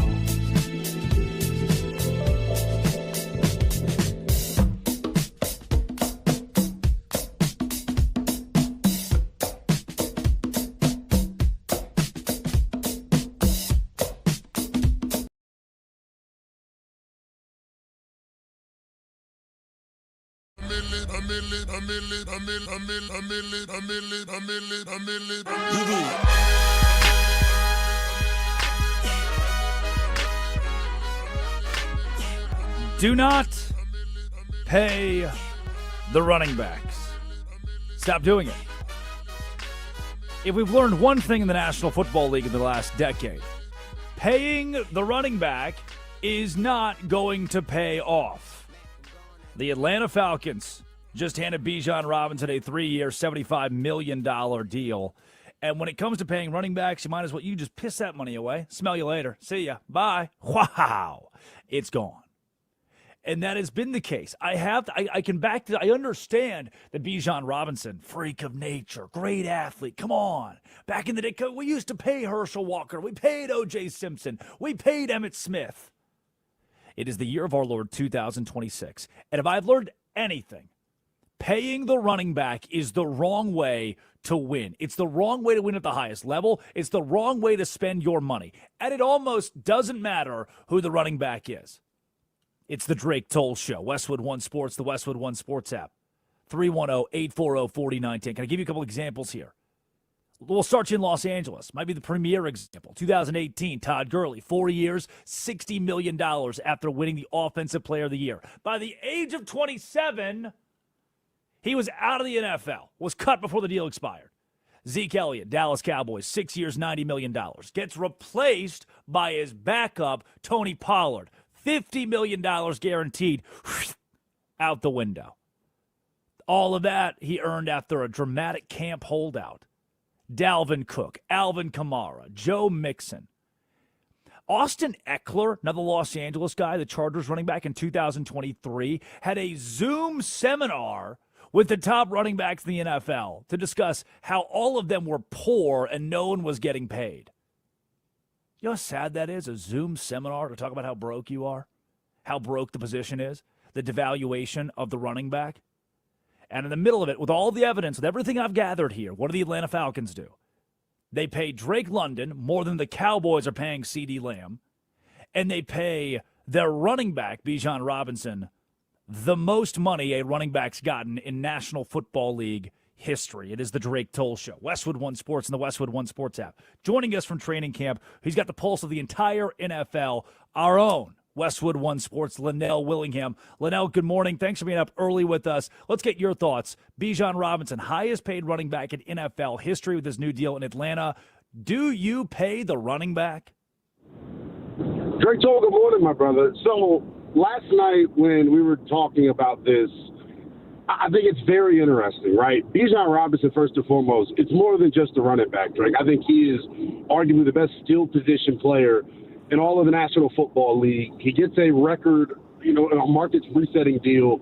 And I think he's more than deserving of it, man. I think moving forward, though, there's going to be some consternation around the running back position and how much dudes are getting paid. Jahmyr Gibbs should be laughing to the bank right now as well, because he's another dude that is in that ilk of a Bijan Robinson. And Drake, this is why I say they're more than just running backs. You can line him up at receiver. He's a matchup nightmare. You can put him in the backfield. He can run routes. You can put him in the slot. He can run routes. I think those two dudes are two of the top 5 most dynamic skilled dudes in the entire National Football League. I believe Jonathan Taylor of the Indianapolis Colts is another back that may be looking to get the bag. I beg and plead to the Indianapolis Colts, please do not do it. You will not be able to build out the rest of your roster if Jonathan Taylor is, accounting for as much of the cap as Bijan and Jahmyr Gibbs is. He's just not the same level of player. And I think as we move forward with the running back position, I think some owners and some GMs out there are going to have to use some discernment about, hey, who is worth paying and who's not.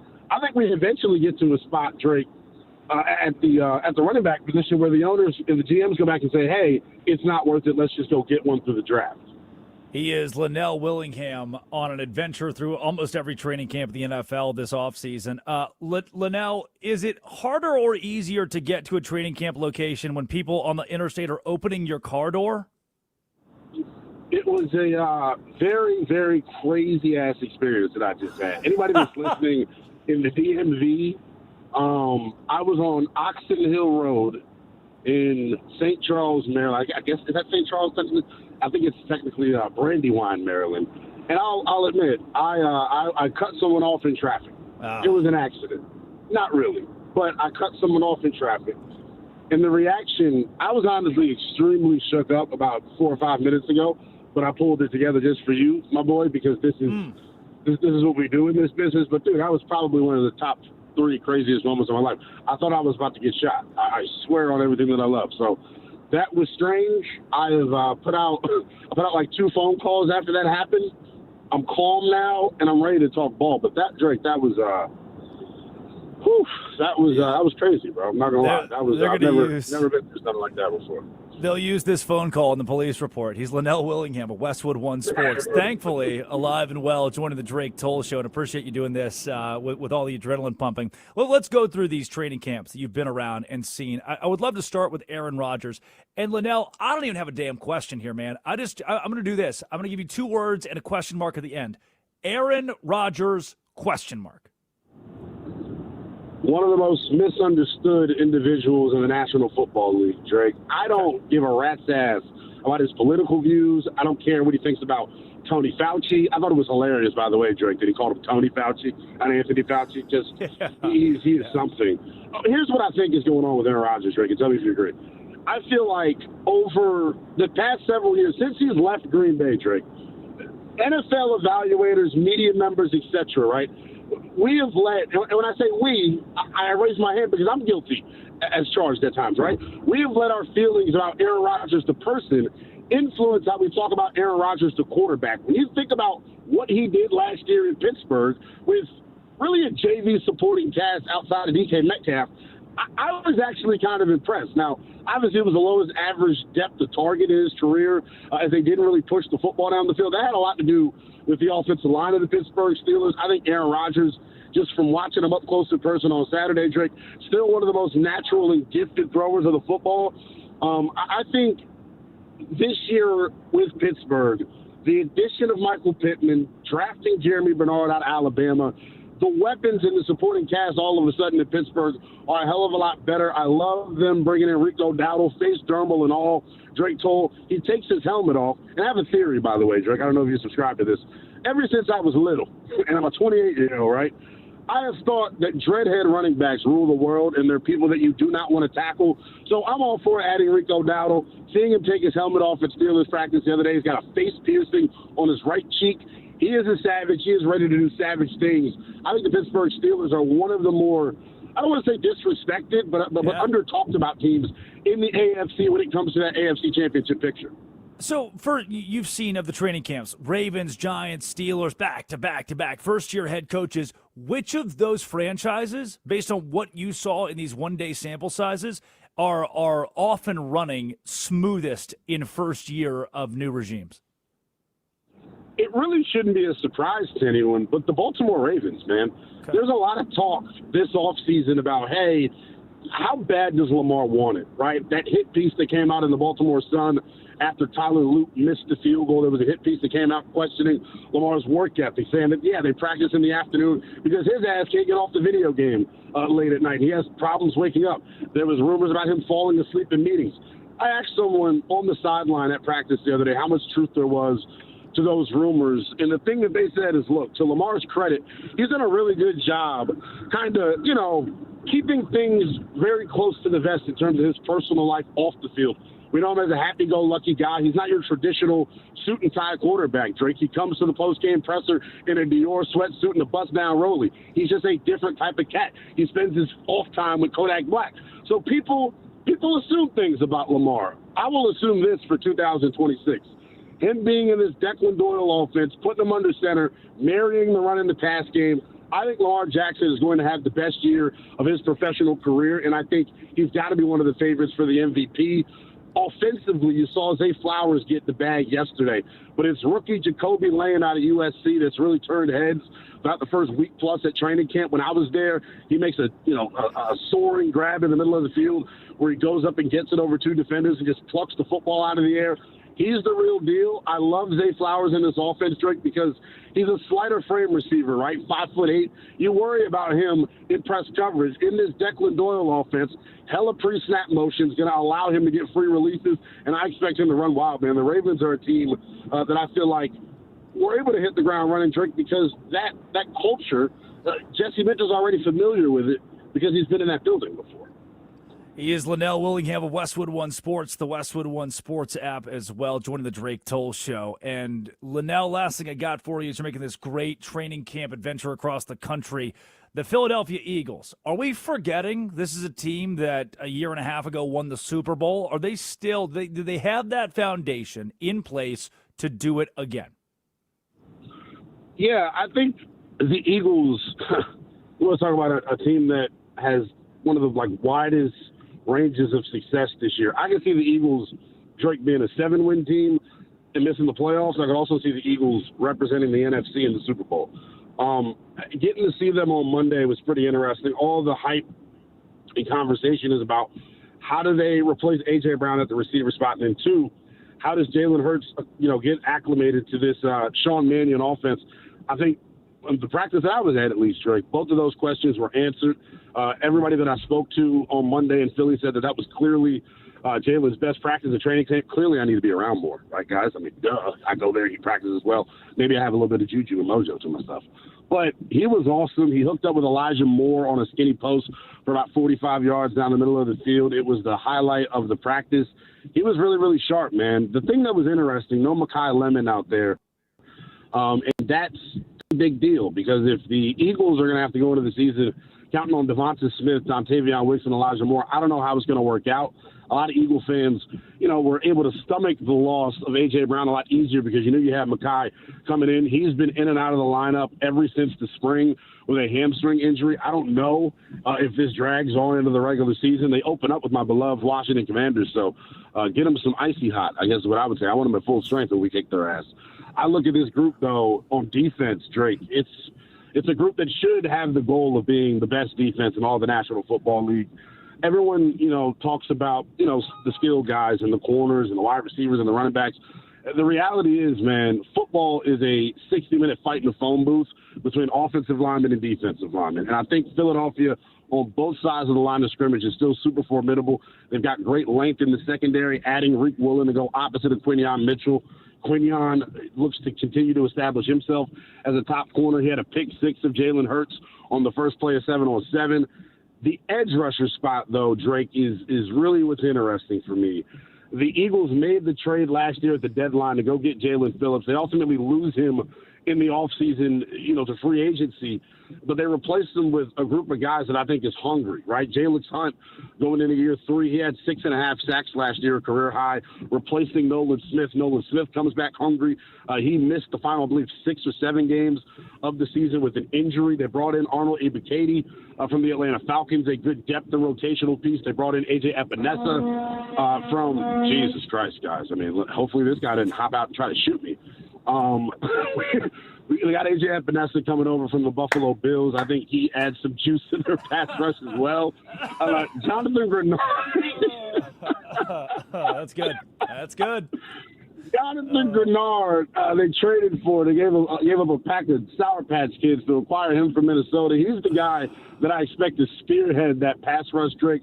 But I just named you like 4 or 5 dudes. They're going to rush you in waves, and we know what they have on the interior with what I consider to be the best interior defensive tackle group in the NFL between Jordan Davis and Jalen Carter. So, in a nutshell, I'm pretty bullish on the Philadelphia Eagles. Don't tell my brethren out in Washington.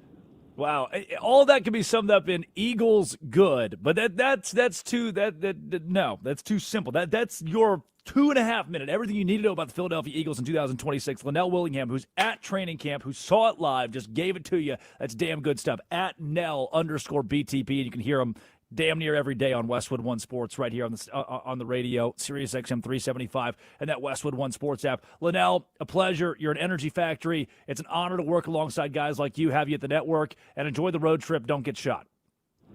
I will try my hardest, man. Keep kicking butt, brother. That is Linnell Willingham at Nell_BTB. You can follow his adventures across training camp and around the NFL. Man, I didn't expect the question of will the Philadelphia Eagles be Super Bowl contenders to turn into, hey, the Philadelphia Eagles have the best defense in the National Football League. The Philadelphia Eagles are the most overlooked team in the National Football League, and they might be this offseason. We're not talking about the Philadelphia Eagles enough, and now we did. Linnell Willingham giving you the latest from training camp, live from training camp. Laura Jimenez runs the board. Addie Bates produces. The Protect College Sports Act.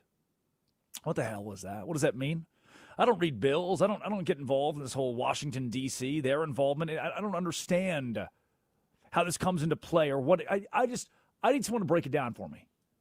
How about a college football Hall of Famer, 2-time Super Bowl champion Tony Casillas, the Oklahoma Sooner, will join the show. What's the Protect College Sports Act? And did your favorite college football team just get its budget cut in half? One top name did. It's Westwood One Sports and the Westwood One Sports app. I'll explain more on the Drake Toll Show.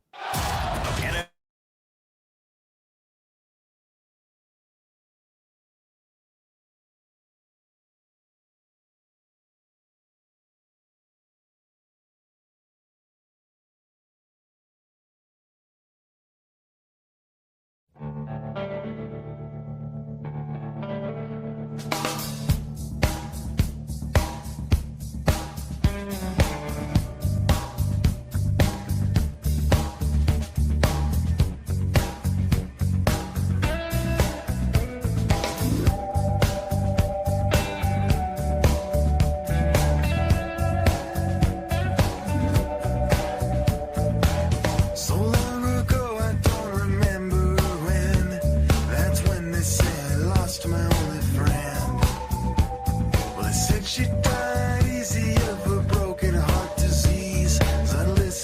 the cemetery trees.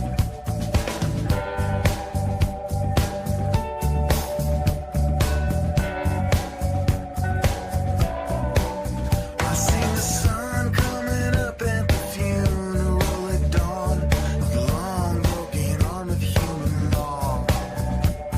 Now it always seemed such a waste. She always had a pretty face. I wondered why she hung around this place.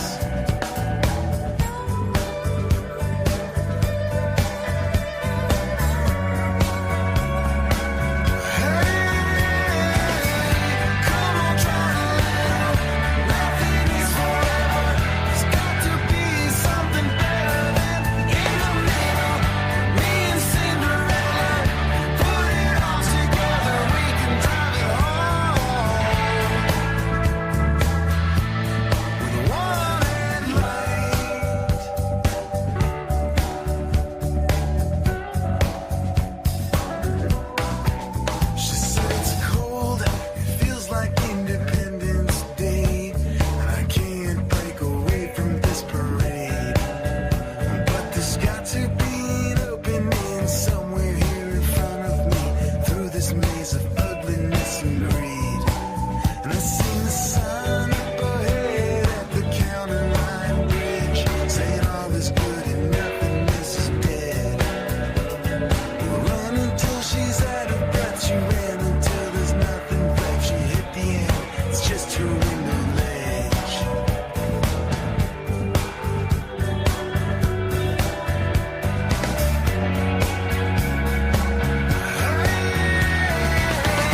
Come on, try to live. Nothing is forever. It's got to be something better than in the middle.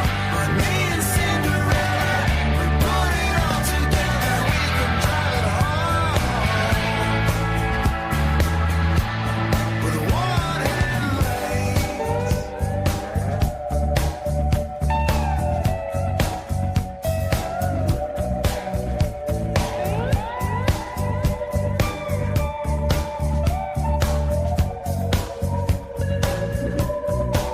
Well, this place is old. It feels just like a beat up truck. I turn the engine, but the engine doesn't turn.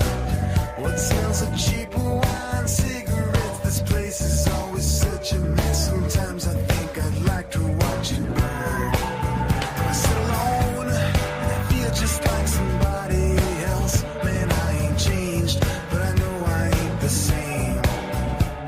But somewhere here in between these city walls of dying dreams, I think of death, it must be killing me.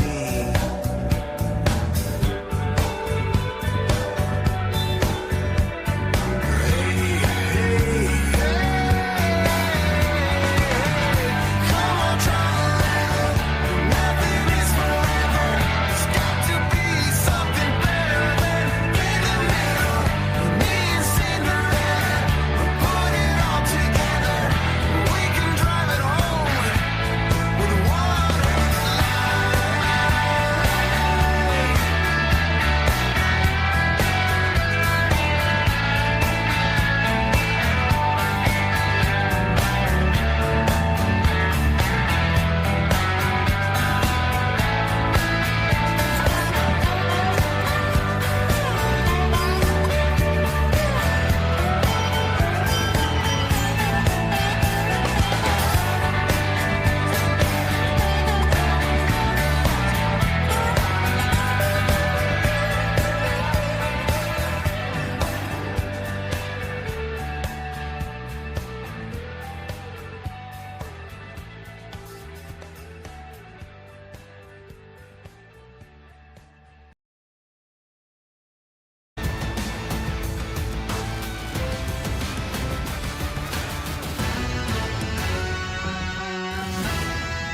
Drums keep pounding a rhythm to the brain.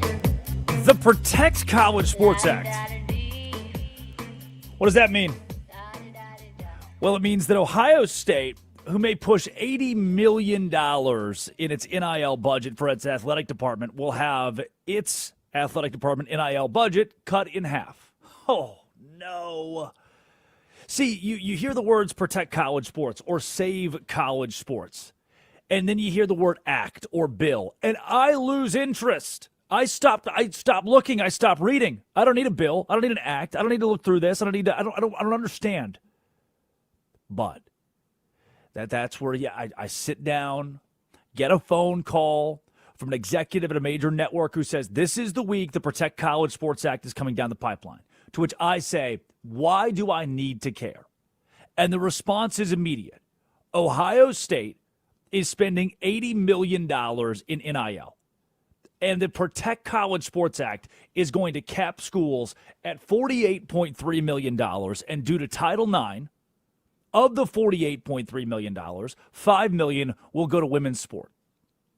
This would be a federal law. The Protect College Sports Act would put federal laws in place on college sports that would cut in half the payday that kids are getting at Ohio State, at LSU, at Alabama, Auburn, Florida, Texas Tech.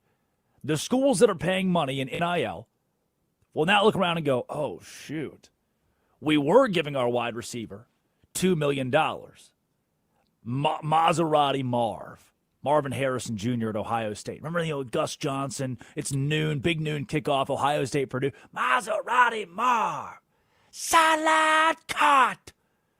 It was Gus Johnson, just Maserati Marv and I remember Marvin Harrison Jr. being one of the first guys who got a big payday. One of the first receivers who was NIL forward. Hey, we're going to give this guy a big chunk of money. And in 2023, when Maserati Marv has his Chevrolet Tahoe as a part of an agreement in NIL, when Maserati Marv has a multi-million-dollar NIL contract, it's the birth of, oh, no, we need everybody to spend as much money as humanly possible, and there's no salary cap. You can do whatever you want. But now a wide receiver like a Maserati Marv, we got to go to Ohio State and say, hey, I need you to cut your budget for NIL in half. Hey, Ohio State, we're limiting you to $48.3 million. What is this going to do? It's not the only provision in the Protect College Sports Act that you need to know. And it is the Drake Toll Show, Westwood One Sports, the Westwood One Sports app. Drake Toll with you, breaking down this Protect College Sports Act. Schools limited to $48.3 million in this pool of money they have for athletes. This pool of NIL they can give. And now there will be one central NIL law that is federal. No state by state. No pay for play.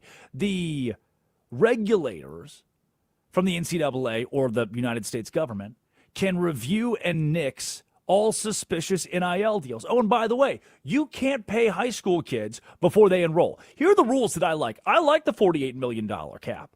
I like that there's a salary cap now. Does it hurt the kids who see their salaries cut in half in college sports? Yes, but we let it go way too far. $80 million for a year of football at Ohio State is way too much. The Protect College Sports Act brings us back down to where Wake Forest, Houston, TCU, those schools like NC State will have a chance to compete. And the rules go further. High school kids not getting paid. Love that. NCAA, ability to regulate and govern NIL. Love that.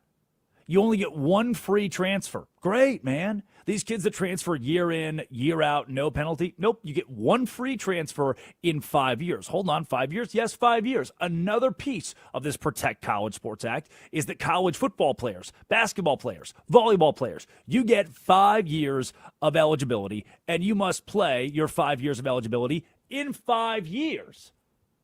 So if the clock starts ticking the second you step on campus, no more being 26 years old on your 8th year of eligibility. Nope. Another piece of this, and this might devastate you if you're a Stanford fan or a Cal fan, power conferences will be limited to 19-member schools. So if you were talking about Clemson and Florida State, these power brokers that sued the ACC 4 years ago to possibly leave the Atlantic Coast Conference, to maybe go a size up to the SEC or the Big Ten. If this conference realignment, the death of the Pac-12, if it's been top of mind for you, well, now we're limiting it to 19 member schools. The Big Ten's at 18. The SEC is at 16, alongside the Big 12. The ACC at 17. Oh, and if you want to leave, if you're Clemson or Florida State and you feel like you're bigger than the ACC and you want to go to the Big Ten, you want to go to the SEC, you have to spend 5 years as an independent before you can join another power conference. This is the Protect College Sports Act. We're trying to protect college sports. The NCAA can enforce NIL, can enforce transfer rules, can set eligibility rules. They can investigate violations. And you know what? Finally, the athletes get taken care of. Medical care for sports injuries, mental health resources, degree completion assistance, academic support across the board. It doesn't vary state by state, doesn't vary school by school. All of you are required by federal law to do this. Why is it pertinent? This week, it is set to hit the House. It's set to be voted upon. And this could happen as early as tomorrow. It could happen Friday, Saturday even. An opportunity on the table for the government to step in and save college sports with the Protect College Sports Act. It is Westwood One Sports, the Westwood One Sports app. The Drake Toll Show. Drake Toll with you from the Savannah Bananas organization, Locked On Big 12. Who better to give input than the College Football Hall of Famer and a two-time Super Bowl champion, Tony Casillas, joins the Drake Toll Show. Good morning, Tony. Appreciate your time up early with us. And for a guy like you, give me this perspective. If you were playing college football and somebody waved $2.5 million in your face in NIL, how excited would you have been, huh? Well, first of all, thanks for having me. I would be ruined probably, and I just the perspective would be totally different. I think the older generation, we had these conversations about college football and where it's at, and I got to be honest with you. Sometimes it's hard for me year to year to get a grasp of who's coming back, that next year. And so, the money aspect, it was, man, I'll tell you, I'll put it in perspective. I went back last year for our 40th reunion for our national championship. That's been a long time. And Jim Nagy is now the GM for the OU football program. His sole responsibility is to manage it's a GM. It's like the National Football League, and manage players and who's coming back. And he's up there talking to this older players, and he looks at me and says, "Hey, Tony Casillas, I just got to tell you." And I said, "Well, what is he going to tell me?" And he goes, "Yeah, we're talking to defensive tackle right now, and the starting price is $2 million." And I'm like, I mean, you really had to do that to me? Because I look back, and when I was in the second player picked in the draft behind Bo Jackson, my signing bonus was $1.5 million. So it's just it's crazy how everything has just gotten where it is today. And it's a great game, but I think for fans, and I think for a lot of different perspective and different players, it's just you have these immense responsibilities as a 17-year-old kid coming out of high school and having to deal with this. I just think it's very hard to compartmentalize that and not get all caught up and getting the bag of money and really just kind of focus on what is really important. And I know I'm not one of these people that just tries to just kind of be gullible or not naive. I don't think that's the proper word, but to get back to the basics of playing the game and really where it was once before. And, I think that's passes by because I just think the NCAA has no government body. Now it's all about different conferences making their own rules to adapt to that and really just kind of have their sole body. So, I know that's a long version of it, but yeah, I think that's really the sentiment of a lot of different former players, and certainly it's gotten to the fans who are like, look, I'd much rather watch the NFL than watch college football. Yep. I love the perspective of that $1.5 million signing bonus, because that's a number college. That's offensive. It's offensive to college football players in today's age. Hopefully, this Protect College Sports Act will save that, because college football is almost going toward an NFL model without regulation. It's like if the NFL just had free play, and that would be so chaotic. You're seeing the examples of that in college football right now. So chaotic, the NFL would implode upon itself. And the hope is that college football finally gets pillars of infrastructure as Tony Casillas joins the Drake Toll Show. Well, let's go to the NFL, that model. The Dallas Cowboys, Tony, for you, a guy who won a couple Super Bowls in Dallas. And now, as you look at this iteration of the Cowboys, whose defense has been toward the bottom of the National Football League the last couple of years, when you analyze a roster, a coaching staff, and ownership in Dallas like the Cowboys have, do you analyze a rejuvenated, revitalized defense that can actually compete in 2026? Well, I think that's what you're going to have to hang your hat on because they were so atrociously bad last year, and I thought I had seen bad defenses, but you really don't see that a whole lot in the NFL. I mean, there's bad defenses, but the Cowboys are just so. It's the embarrassing mode of watching what they were trying to accomplish. And I don't think, Matt Eberflus, just his philosophy and the players and, out of the gate, Brian Schottenheimer, his second year in, coaching. Yeah. And trading your best player, Micah Parsons, that wasn't a very good start. So all of a sudden, you got all these, the Cowboy Nation again. The one thing about the ownership and what Jerry does is sell a new year and expectations, and that's kind of like in the NFL, but more certainly for the Cowboys. But I know defensively, if they can be halfway as good as they were last year, I don't know if that's if they could be in the middle of the pack defensively, I think that they have a chance. If Dak stays healthy. CeeDee and George Pickens, they stay on the same page and create opportunities for, Jake Ferguson, the tight end, and then being able to run the football. I think they're going to be good on offense. It's going to be, the question is, I really don't want to see any Instagram reels of, the offensive players. I want to see the defense, and you won't see that, but it was so bad last year that the vibe is that the new defensive coordinator can turn this around. And again, if they can just be in the middle of the pack, they got a pretty good chance of maybe win 9 or 10 games this year.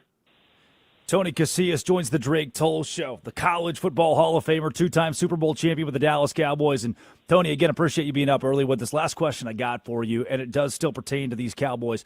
For you as an alum, as a guy who played in Dallas and spent multiple important years of your career in the 90s there, when you look at the current brand, and again, this goes all the way up to the owner. When you look at the Dallas Cowboys, does that logo mean the same thing for you today that it did in the 90s when the Cowboys hovered over the NFL? Well, it does. I think, for me, that, being on a team or any, so-called dynasty team, it stands out.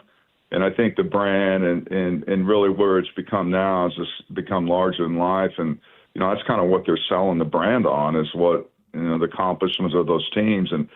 But I think it's, to Jerry, it's important to him. I mean, he's not going anywhere. We know that the only thing that's going to change is mortality. I'm not trying to be morbid about it, but he's going to be there forever. And I think that Jerry is all in. I really think that I was surprised whenever we went back, they invite the legends back, and Brian Schottenheimer's done that, try to get the legacy back. But I was really surprised that Mike McCarthy, the things I've heard about him, that he didn't engage with the past. He didn't engage with, in which I get it, but there was a sense of not really much energy in that building. And now you bring Brian Schottenheimer as this great dude, very he's got this great vibe, like I said, embracing us guys to come back. And so it does make me proud to be able to see that, because it hasn't always been like that in the past. I always thought that maybe it was Jerry kind of not alienating the older guys, but really just trying to move on and, create the whole brand on, the modern day team. And, you can't really do that considering, what has it been, 30 years, 3 decades since we've even sniffed an NFC championship, let alone a Super Bowl. So, I think that that's kind of the narrative. I think that that's always going to be the basis of this franchise, whether you like it or not. And I think that's why it's such a lightning rod for anyone to talk, have a conversation about what the hell the Cowboys are doing, because there's always something going on. But I think the only thing you want to see going on as a foreign player winning games. Last year it was unacceptable, and the Cowboy Nation is, they'll go to the games and they'll buy in, the next year. But if it starts to get out of hand and spiral out of hand like it did last year, I think it's going to be hard to retain that Cowboy Nation, because they've been hearing this for so many years, how great they're going to be. And yet last year was just it was such a disappointing season. That's an incredible perspective into Brian Schottenheimer and the care he's taking to salvage. And salvage isn't the right word, but in comparison to where Mike McCarthy had the Dallas Cowboys, that logo, the brand, the air from the alum around the brand, to where Schottenheimer has it, that's the kind of perspective we needed this morning. He is a 2-time Super Bowl champion with the Dallas Cowboys, College Football Hall of Famer. You can find him at TC Casillas or on the Tony Casillas podcast. Tony, again, thanks for your time this morning, your perspective, incredible stuff. Yes, sir. Take care, buddy. Yep. That's it. Dallas Cowboys, former players, Super Bowl champions, guys part of dynasty teams, feel like Brian Schottenheimer, the current head coach of the Cowboys, has rebuilt that brand, has brought people back on board. And if you've done that, if you've given them hope, if you continue to preach hope, you've got to pay it off. If you don't, they'll jump off the bandwagon. Again, great stuff from Tony Casillas. Appreciate him joining the show. When we return, one NFL franchise just wasted $75 million. They may have thrown it away. They could have just burn it, toss it out. Gasoline, keep you warm in the winter. Who was it, and why did they do it? Westwood One Sports, the Westwood One Sports app. This is the Drake Toll Show.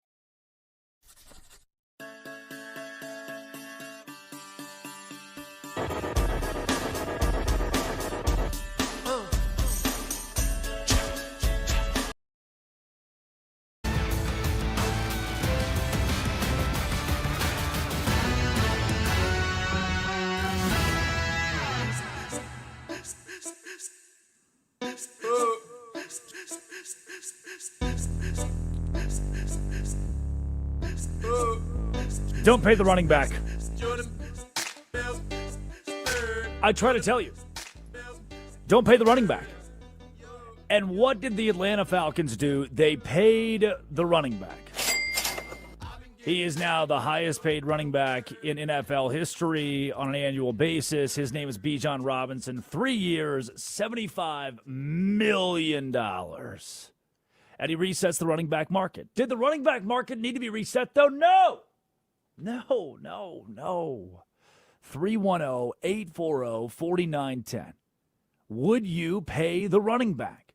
310-840-4910. Bijan Robinson has been one of the best playmakers in the National Football League. No doubt. Absolutely.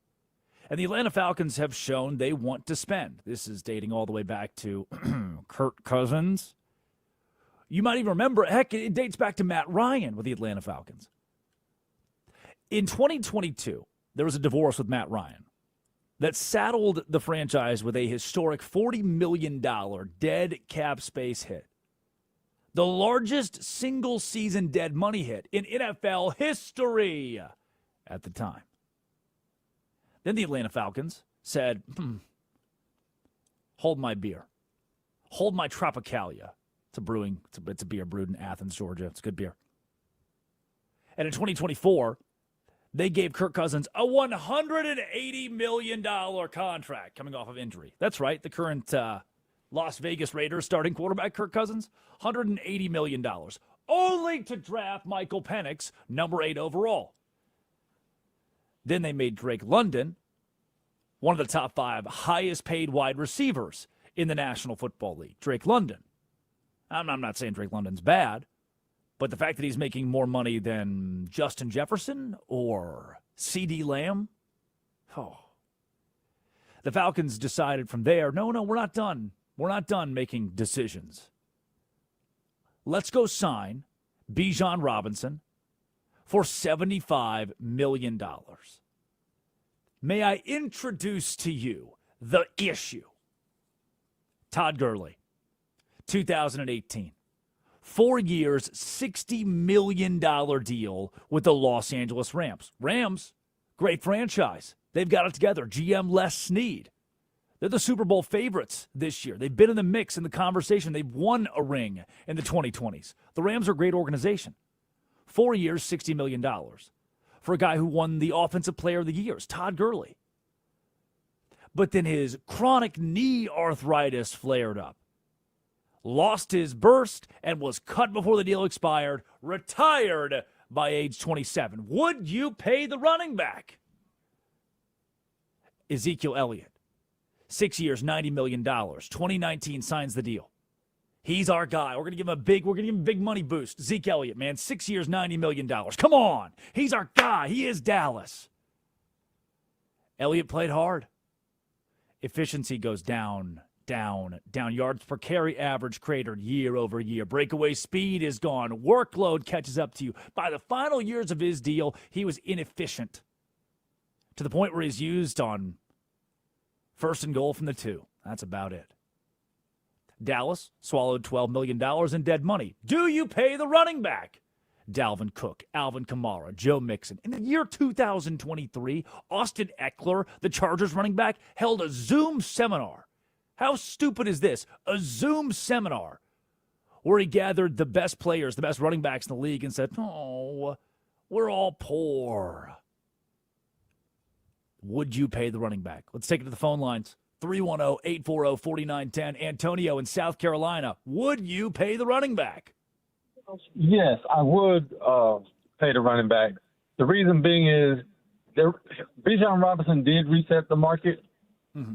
And it's a copycat league. And because of that, once everyone starts back to incorporate the running back, it will start over again and look like that move will be something like what the Patriots have done with the tight ends back in the day, where they started using the tight ends again.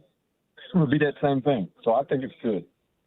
I like it. Appreciate the phone call, Antonio. Thanks for joining us. 310-840-4910. You can call or text and give your input on whether or not you'd pay the running back. This does reset the market.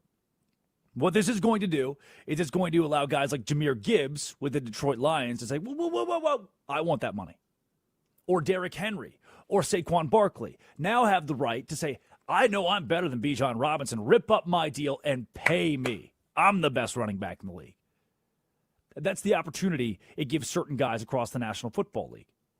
This is going to make other franchises do the silly decision, in my mind, a silly decision to pay the running back.